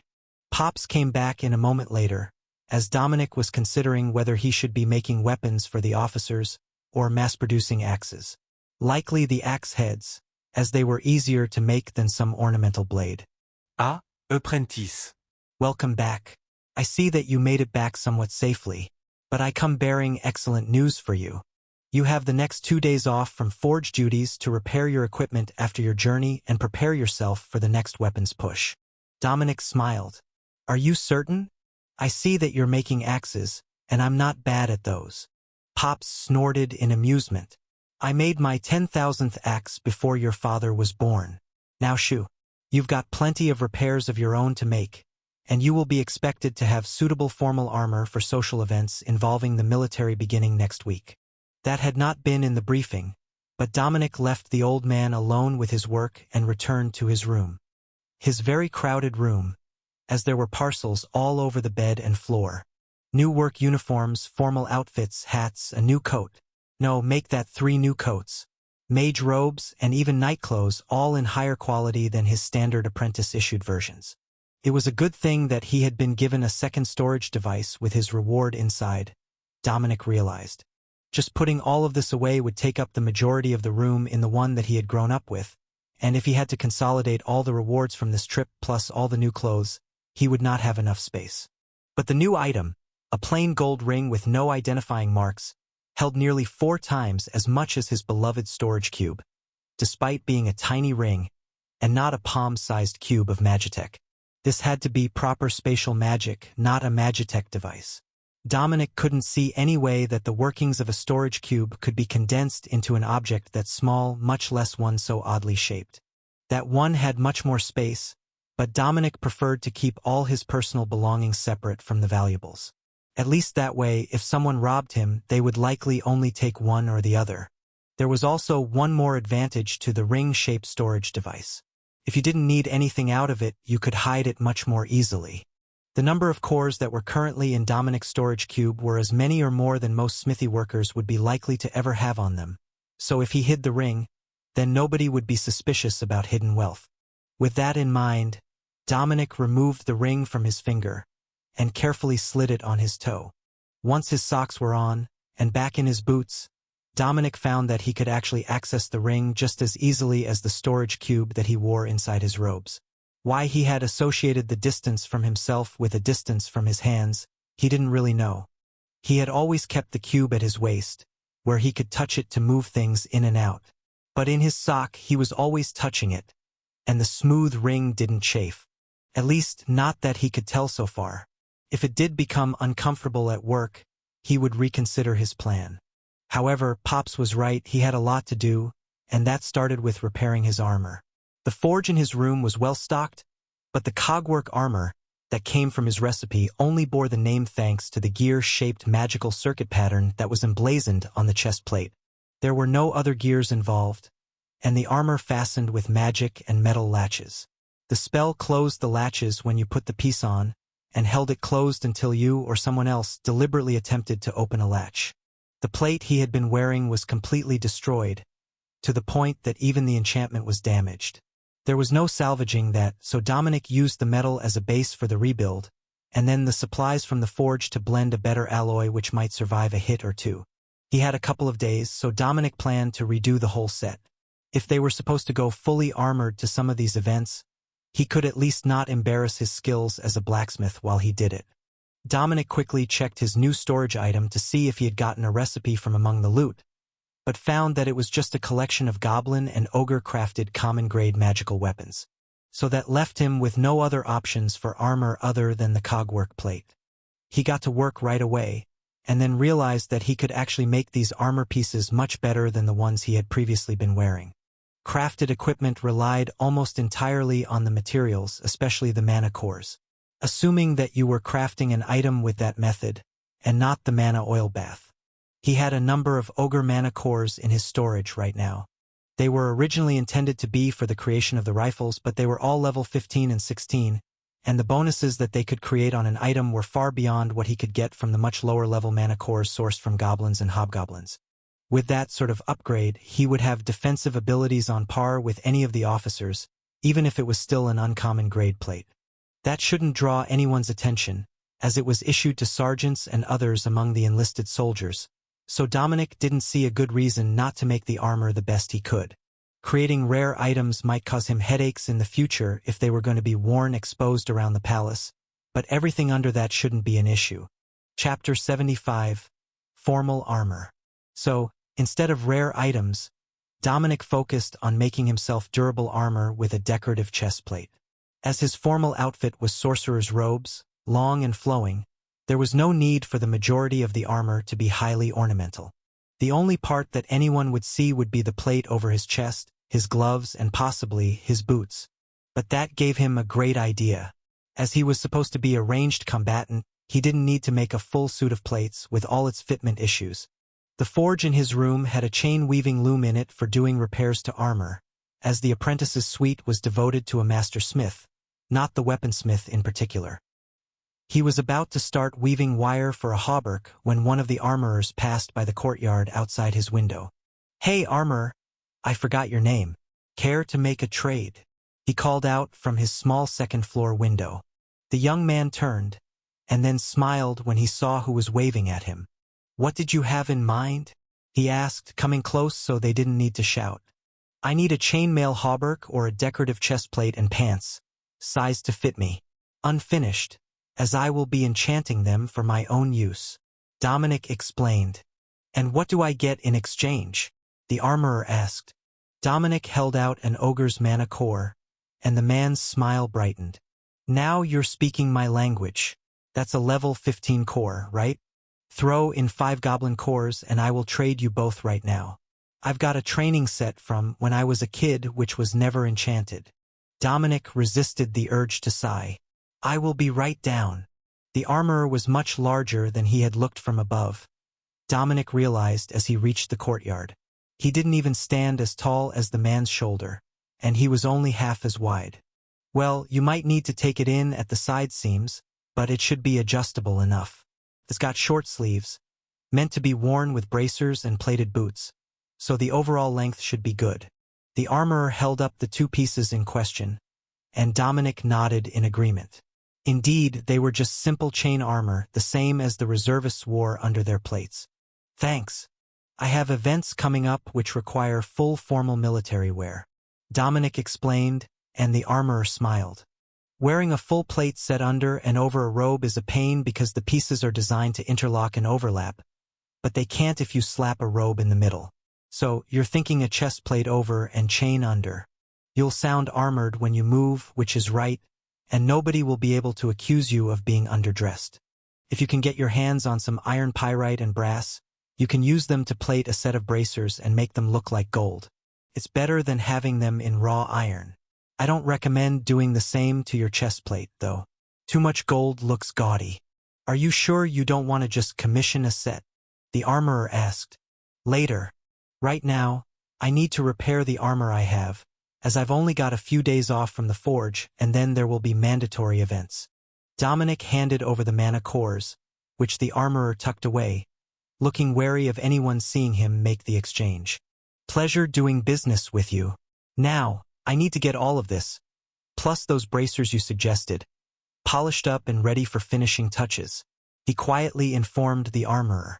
They both returned to their duties, and Dominic sighed in relief as he realized that he really might have a full formal armor set ready before he had to head back to work. A quick acid bath to get the chain ready for upgrade was enough, and Dominic got to work on the bracers while the ruins of his old chestplate went through the cycles of heating and working to improve the metal quality and pound out the lingering magic so the metal could be reused. Once the bracers were shaped, Dominic looked through the standard stamps and found one with the outline of a dragon. That was carefully hammered into the surface of both bracers, and then he went looking through the materials for plating metals. There was a salt and electrode kit for white bronze, which was almost as shiny as silver. That would do just as well as fake gold, and he could polish it on the buffing wheel. The bracers turned out beautifully, and Dominic hadn't even noticed as the sun went down, and then back up again. He only noticed that time was passing as he smelled breakfast being brought in while he was painting the dragons etched into the bracers. Dominic came out to the smell of food, and noticed that Pops was laughing at his sweat-soaked and filthy appearance after a whole night in the forge. "Did you sleep at all?" he asked around a mouthful of bacon. "I didn't realize it was morning. I've only got a bit more to finish on the rough shaping of the new chest plate, and then I will go to sleep and do the detail work later. I've still got all day today and tomorrow off, right?" Dominic asked. "That's right. But be sure that at least one of those days is dedicated to sleep. We've already started to ramp up production, and you'll be back to long hours every day of the week," Pops warned. "Got it. No production quotas. Just smash until we run out of materials." Pops nodded. "If we can manage that, we might even get to go home early one day. But I will be moving you off the standard apprentice lines. His Majesty the King has given orders that we are to equip a natural children's regiment of riflemen. You are skilled with ranged weapons, so you will be joining the journeymen in the creation. Make whatever you want as long as it can be made with the materials they give you. The nobles will learn to live with it." "Natural children?" Dominic asked. Pops chuckled at Dominic's innocence. "It's a polite way of saying bastards and sons by mistresses and concubines. Those who will inherit nothing but a few drops of noble blood and the smallest affinity for magical items." Chapter 76. Needs decoration. Once he had eaten, Dominic rushed back to his room to put the finishing touches on the chest plate. He was using the uncommon plate armor designs from the bookshelf outside, which looked more fashionable, but it was still quite plain and functional in design. So, Dominic decided to add some scroll work around the edges, stamped into the hot metal with a die and hammer. It wouldn't be as pretty and intricate as what the master armorers made by hand, and it would be repeated every arm length, but it was good enough to make the piece look like it belonged on a noble, and the design of the chest plate was the three-section style which was currently coming into fashion, with a curled short gorget to prevent arrows from sliding up under the wearer's hood. But as he finished it, Dominic realized that he could make it extra fancy without much extra effort. There was plenty of white bronze left for plating, so he could make it shiny. Then, he could enamel paint the inlay around the edges and call it done. That took the better part of 3 more hours, but when it was finished, he had chest and bracers that matched, as well as freshly cleaned and slightly size-altered chainmail. He had newly issued boots that were still undamaged and serviceable, so he didn't worry about those, and focused on what he would do for the pieces he had. Pops came in to check on him during the lunch break, and saw the suit of armor, all laid out on a stone table for inspection. "That's mighty fine. Have you decided on an enchantment?" he asked. Dominic shook his head. "I was thinking of using a good mana core and hoping for the best. It's pretty enough that nobody should give me a hard time about it. I have an idea. Why not carve a channeling circuit into the back of the plate? It will make your mage armor spell more effective, or whatever other spell you cast on the pieces. I see that you already followed the basics of the cogwork plate pattern circuitry on the standard design, so it should self-latch as well. Between the two, it should be enough to push it close to rare grade, or even over the threshold." Dominic gave him a curious look. "Won't that just cause issues for me? I mean, remember what happened with the sword. It would be embarrassing to have someone strip me of my armor at a formal event." Pops laughed. "No more need to worry about that. A royal sorcerer isn't much of a noble, but they are technically a noble, and trying to take your armor in public would just shame the one bullying you. Besides, I heard that the princess favors you. She was the one to put in the good word with the king that got you recommended for rifle duty starting the day after tomorrow. Not that you weren't going there anyhow, but a royal recommendation is a strong sign of future advancements." Then Pops picked up a chisel himself and began to carve the circuit into the back of the armor plate. "Wait, you can make proper Magitech items?" Dominic asked, shocked by the revelation. "What do you think a master smith is? You don't get the title just by pounding your hammer. You need to know more than any journeyman, and then prove it. A bit of Magitech circuitry is nothing when you've been working the forge for half a century or more." Pops laughed. The old dwarf's knowledge never failed to amaze Dominic. While the circuit was simple, it was functional, and would make it much easier to sustain a spell on the armor.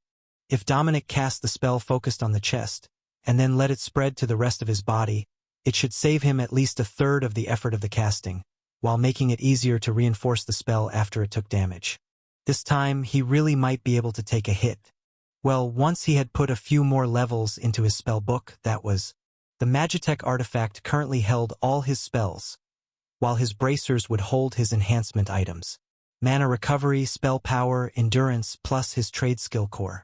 Minor skill gain rate increase could be moved to his necklace, where it was no longer visible but still effective. No need to advertise that one. That made 2 items per bracer, and the blacksmith's trade skill core was easily transferred from his work bracer to the ornamental one. He would need to put a few more levels into them when he had a chance, but increasing the levels of his spells would be a stealthier and more effective way to improve everything but his physical attack power. Come to think of it, the only truly useful spell he had in combat was Mage Armor. The others were Minor Illusion, Alarm, and a spell to purify food and drink. While they were useful in certain situations, they didn't really need the extra levels. What he really needed was some additional combat magic. A few spell gems would be enough. Just a few more ways to fight or to defend a group so that he could be considered a proper magical asset in the group. That was probably not the approved way of thinking, though. While Dominic wanted the magic power to impress others, he was truly more valuable to the kingdom in his role as a weaponsmith. Keeping himself alive if he was attacked was more important than what sorts of magic he could use outside the forge. Inside the forge was another story, and now that the basic Magitech circuitry was completed, Dominic knew just what he needed to do to activate the items.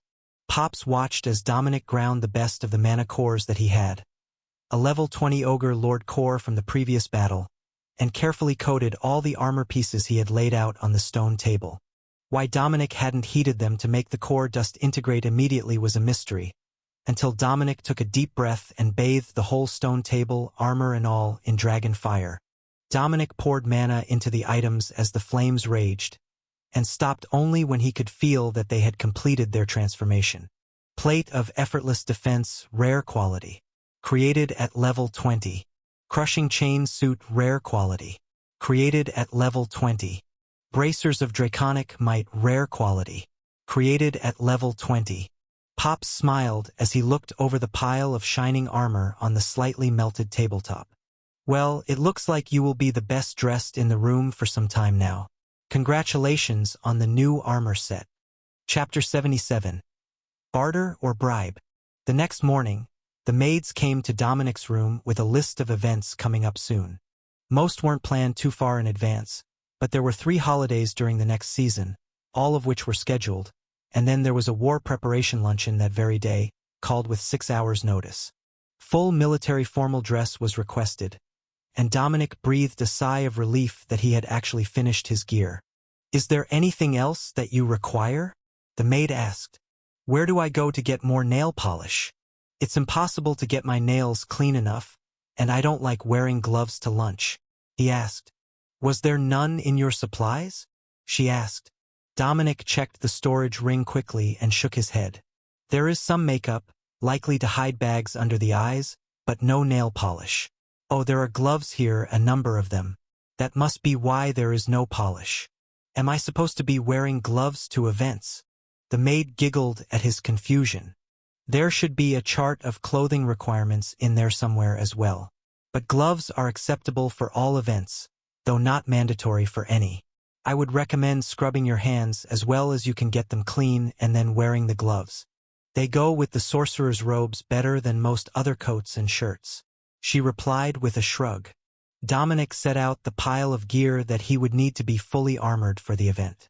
"Do these often happen on short notice?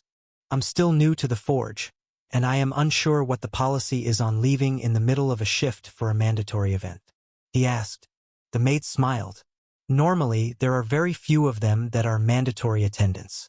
Most are voluntary, and the lower nobles are strongly encouraged to attend, but not at the expense of leaving their duties. Mandatory ones like this are more uncommon, and if there is one, you are generally excused from duties for the day." Dominic smiled at the maid. "And of course they schedule it on my day off." The maid laughed, then gestured to the common area. "Breakfast is served. You will probably want to talk to your master before he leaves for work." Thanks for the warning and the assistance, Dominic replied.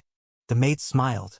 Head maid would have my head if I let someone on my rotation miss the start of a mandatory event.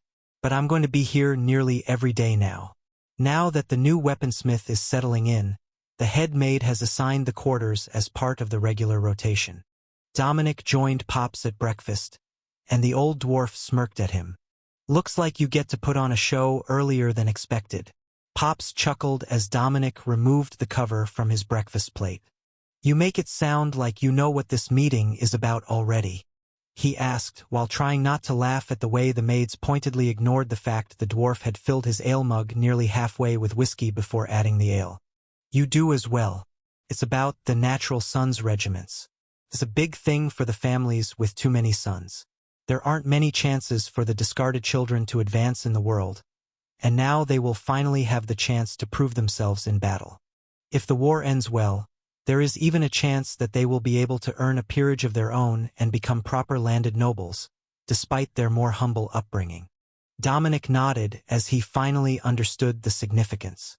For these nobles who didn't inherit anything, if they couldn't claim a title or peerage of their own, their children would simply be commoners from a noble family, more likely to work as servants of the main branches of the family or get a trade skill, as they were unlikely to see another rise to noble titles, unless it was a pretty daughter or an especially talented soldier.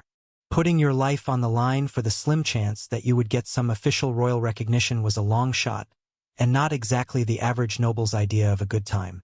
Only a few oddballs like the twin princesses and Princess Eleanor actually enjoyed going into combat. Once breakfast was done, Dominic went back to the forge in his room and decided to make a few pistols. He was going to the firearms production group, and while they were making rifles for the soldiers, a couple of rare-grade mana revolvers would make for great bargaining chips to get things he really needed, like spell gems. He really did need more spells to add to the book. Everyone seemed to have a great time reminding him he was a sorcerer, and he couldn't remain a one-spell wonder forever. But once Dominic got back to the forge, he realized that there were certainly spell gems in the palace somewhere. He just needed to learn how to obtain them. The monsters occasionally dropped gems. Most of them were turned in by the guards. So logically, there had to be a place that they were stored and available somewhere.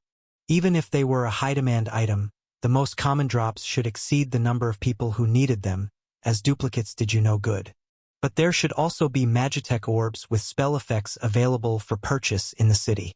He just didn't want to go through the hassle and embarrassment of being thrown out of shops until he found a place to purchase one. Either he would find that place, or he would find someone who could trade him what he needed in exchange for a rare-grade mana revolver. But first, he had to make the revolvers to trade. Having done it once, it was not nearly as difficult the second time. Plus, he had much better materials available to him now than the tool steel that he had made the first one from. Not that it was a bad choice, tool steel made wonderful pistols. But for trade, they would want slightly fancier. Chapter 78. Cheat Code. Dominic considered his options, and then looked over the blueprint that he had for the mana revolver. The actual Magitech circuit that made it reload with magical bullets was not incredibly complex. It took up the majority of the pistol, but as far as the actual circuit, it was mostly just 6 loops designed to put a magical charge on the cylinder and fire when the hammer hit the chamber. Like the actual weapon, it was simple and efficient. But Dominic realized that he didn't have to waste a whole mana core on this. If he wasn't dedicated to making it a rare-grade weapon, he could inscribe the circuitry and dunk them in the mana oil with a large measure of his own mana added. The higher-grade mana core dust could be recharged to a higher standard, and while that would take more time to recharge between uses, making pistols wasn't a fast process to begin with. He had under 5 hours before he would need to start getting ready for the event. That should be enough time, if he could find the jigs to precisely create duplicates of the weapon parts. There they were, tucked away in the main room's storage closets. Dominic grabbed all the jigs, including the barrel rifling core and the mold release agent. With everything ready, he made the imprints for 2 pistols on his casting sand table, and prepared the rough blanks. Knowing that you were making a magical weapon allowed a lot of corner cutting, Dominic noticed. For example, he could smelt aluminum alloy, which was much faster and easier to prepare than steel, as well as being cheaper if he had to pay for the materials he was using. If you weren't using actual ammunition in the weapon, most of the drawbacks of the alternative metals no longer mattered. So, as soon as the metal was workable, he began surfacing the pieces and drilling every fitting. But he was still only at the rough finishing stage when the maids came to inform him that he needed to get ready for the event. It seemed that the lowest ranking were expected to be there first, and that meant him. The older of the two maids who had come to assist him smiled at the flustered smith. "You can finish after. The event is a late luncheon. It will only run for a few hours at the most. Now hold out your hands. We will get them scrubbed and prepared as well as possible. Then shower, change, and we will lead you to the dining room," she explained. Despite being whip-thin, somehow she still had a motherly air to her. So much that Dominic found himself obeying unquestioningly, just as he had when his own mother had given orders. As promised, they were talented, and had grooming tools to get most of the soot from his hands. Then a quick shower with the palace's signature soaps and shampoos had him ready to put on his armor and his new formal black robes. "Is this right for the dress code?" Dominic asked as he came out of the shower, wearing his armor and black robes. "Perfect. Don't forget your gloves." The dining room was on the other side of the castle, near the public entrance, so that the nobles in the city didn't need to pass through more than a few rooms of the castle. As a mandatory event, there were hundreds of people here, and the grand ballroom had been set up with long rows of tables. You just sit wherever the staff put you. It's all arranged in advance by noble title and status, very rigidly structured. The maid whispered as they approached the door. "Thanks," Dominic replied quietly, then followed a staff member to the spot he had been designated. He was seated among a group of young noble merchants and officers, all of whom looked confused to see a sorcerer with his horns showing at the table. "Good morning. I'm Dominic, royal sorcerer and apprentice to the royal weaponsmith." He greeted them just as the notes that came with the clothing list said he should. "I'm Jack Syra, son of Baron Syra. I run a jeweler on High Street. That's Donald Cooper, son of Baron Fall. He runs the steamsmith across from me." The man across from Dominic introduced himself and the man beside him. The others nearby just grunted a greeting and returned to speaking with each other. The steamsmith smiled at Dominic. "I don't suppose you have any advance notice of what we're here for, do you? You do live in the palace." Dominic nodded. "I have a pretty good idea, but I don't know the details yet." He was about to continue when a large group of senior nobles came in together, and a uniformed prince stepped to the stage. "Everyone, please find your seats. I will make this as fast as possible so we can all eat," he announced. Dominic realized that he didn't recognize this prince. Could it be the fourth prince? Maybe the seventh? They all looked so similar that it was nearly impossible to tell them apart at a glance. Oddly, he didn't have that problem with the twin princesses. "Thank you all for coming on such short notice. I assure you that this is not a frivolous waste of your time. Today we are announcing two royal measures. First, the draft will be reinstituted, and every landed noble will be expected to field a certain number of militiamen for the war effort. That didn't surprise anyone. There was a war on, and you couldn't fight a war without soldiers.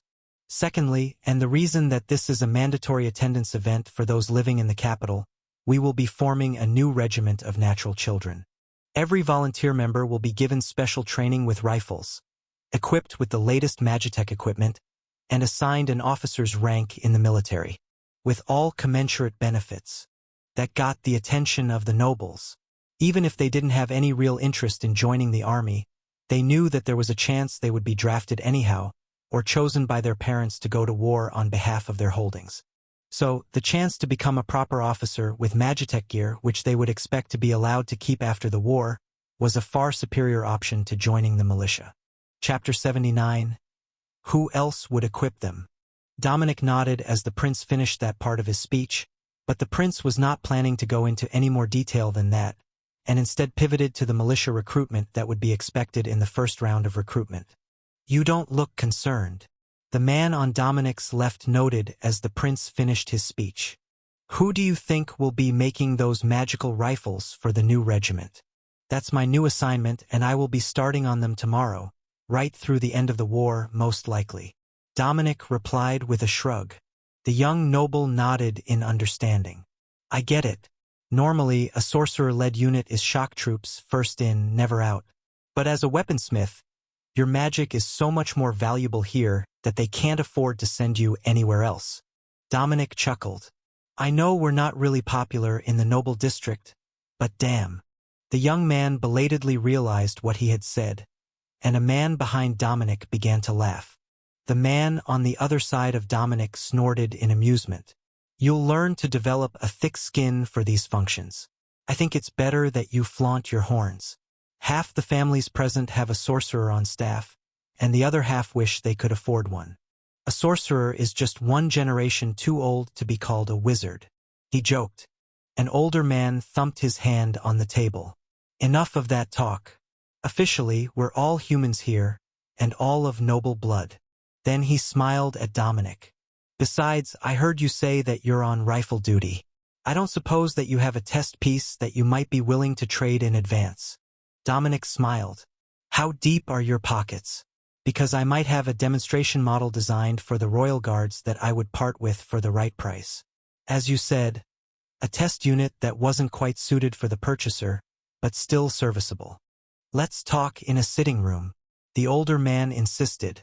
They left the table together, and Dominic followed the man into a sitting room, where maids brought in their meal. Crap! We were supposed to be at a function, Dominic realized while the man laughed. Don't worry about it. We're still at the function, just not in the main room. Now, you said that you had an item available? I have one rifle ready now, made at level 19 enhancement. A rare quality ogre slaying rifle. If you prefer revolvers, I am working on a pair of mana revolvers now, but they won't be ready until tomorrow at the earliest. Quality is yet to be determined. The noble nodded. And what do you want for the test unit of the ogre-slaying rifle? I need a collection of spell gems, preferably combat-based, but I will take utility spells as well. What ones do you need? The best stuff gets sent to the Mage Academy right away, but if you are short on the common spell gems, I can trade military merits to get them from the warehouse for you. The soldier suggested. My only spell gems are Minor Illusion, Mage Armor, Alarm, and Purify Food and Drink. That's why I need combat gems, so that I'm not completely reliant on my innate magic. But other utility magic would be great. I might be working as the smith, but the next time that they send me out on the field, it would be great to be able to refill damaged steam vessels and canteens, or cast an attack or barrier spell to assist the guards. Dominic explained. The soldier nodded in understanding. That shouldn't be a problem. You see, there is a standard package for the military mages. The ones who can't afford tuition at the Mage Academy, but have the talent. They get recruited to serve with the regiments, and they're all assigned the most common spell gems. Those ones are cheap and plentiful in storage, and I will add a few more valuable sorts to make it worth your rifle. Assuming it is all that you say it is. He offered. Dominic took the rifle from his storage cube and placed it on the low table between them. Oh, well, now that is a beauty. Now I understand why you would ask for multiple spell gems in exchange. It is certainly worth it. He rang a bell, and a maid came in to see what they needed. The soldier quickly wrote up a list and handed it to her after stamping it with wax and his sigil. Be a dear and go grab that for me, so we can complete this transaction before the luncheon ends. Yes, General Merlot. The maid ran off while the general examined the rifle. What was this chambered for? He asked curiously. The standard .30 caliber lead balls. It stamps them to precise shape when they're chambered, and the enchantment adds projectile speed and impact force. The side lever charges the compressed air, good for 10 shots, the same as the ammunition capacity. The trigger guard lever loads the next round. The recharge time is a bit long, as it takes some work to pressurize the chamber. But when it's freshly loaded, 2 shots a second on target was no problem for the Princess Royal Guards. Dominic informed him with a smile. So, they did get to use them then? General Merlot asked. To great effect. I don't know if you heard how Princess Alexa's trip went, but things got intense. Dominic sighed. You were with them? And you're still thinking of going into combat again? I must say that I admire your guts. After their first defeat, most of the survivors need months of rehabilitation before they're mentally ready to go to war again. Dominic shrugged. I am something of a realist. If they call, I won't be able to say no either way, so it's better if I am ready to go. General Merlot smiled. That's the spirit. The maid should be back in just a minute with your goods. The storeroom is only a minute's walk from here. Chapter 80. Spells added. The maid did return in only a few minutes, carrying a wooden box in her hands as if it were a poisonous snake she was eager to get rid of. She set the box on the table and retreated away as quickly as possible, which made even the general suspicious about what was in the box. Dominic activated mage armor and delicately flipped the lid on the box open. The interior held 6 round balls, all perfectly mundane as far as Magitech items went. But Dominic didn't sense any traps, and nothing jumped out at him. General Merlot chuckled. Oh, I get it now. They sent us an actual recruit box. This box is their final exam, in a way. You see, if they don't have enough affinity for magic and the spell gems, they will take backlash. You just have to twist open the orbs and the gems are inside. Then the general placed 2 more items on the table. A Magitech orb of Create Munitions, which would create lead balls or pistol cartridges when imbued with mana, and a spell gem of Chain Lightning. Dominic smiled and accepted the items.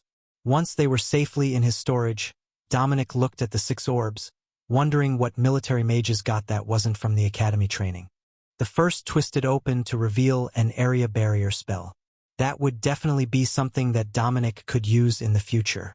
Even if he could only protect his own forge, it would be worth the effort. The next was Fireball, the tried and true classic of military magic. Then Group Stamina Refresh, Create Water, Campfire and Repair item finished out the boxes. Impressive, you didn't take any backlash at all. You must have exceptional magical talent. Royal Sorcerer Dominic. I know they're not the most glorious of spells, but they are precisely what a military mage needs. General Merlot insisted. Dominic stared at the 6 gems before placing them in his storage cube. If you have to give spell gems for these practical spells to military mages after they graduate the academy, what do they even learn there? Dominic asked. The general burst into laughter, and the maids did their best to hide their amusement. Nothing useful. Mostly, the mage academies teach magical item creation and arcane magic. Like mana golems, levitation, teleportation, flying, grand arcane circles of doom. That sort of thing. Dominic chuckled. And nowhere in that do they learn to make a campfire? The general got a weary look on his face. Have you noticed how few of them are with the army? There is a reason for that. We don't actually want them, they're useless. They can light candles all through a ballroom with a flick of their fingers. But creating a durable magical fire that doesn't use wood is beneath them. After all, they can just order a commoner to get firewood. Mages are all noble by default once they get their title, after all. Much like yourself, Lord Sorcerer. But without the practical common sense you managed to retain as a weaponsmith. Dominic chuckled. I wonder if I can get one of them to teach me the grand arcane circle of doom? Maybe I can summon an army of demons to assist us in battle. General Merlot laughed as he speared a potato on his plate. Wouldn't that put a burr up their britches? The mages hate the warlocks with a passion because they cheat and borrow power from others. But between you and me, even the technomages and arcanists look down on most of the mages. Everything that they can do, a Magitech device can do better with less effort. The mages just don't need all the fancy tools to do the task. They finished their meal in peace, and then returned to the main room, where the staff was about to bring out dessert. Their seats were still empty. Keeping to everyone's formal seat assignment was a serious thing, Dominic realized. But it also served to highlight the number of people who had left for one reason or another before the luncheon was over. It was only 24 or so in total out of hundreds, but the empty seats were glaringly obvious. When the dessert came out, so did the prince, along with a group of clerks with notepads. General Merlot chuckled grimly. Oh, I get it now. The reason this was a mandatory event, so that they could verify everyone's physical state on the day of the draft. I would wager that the majority of the men in this room will be under my command soon enough, or one of the other generals in the room.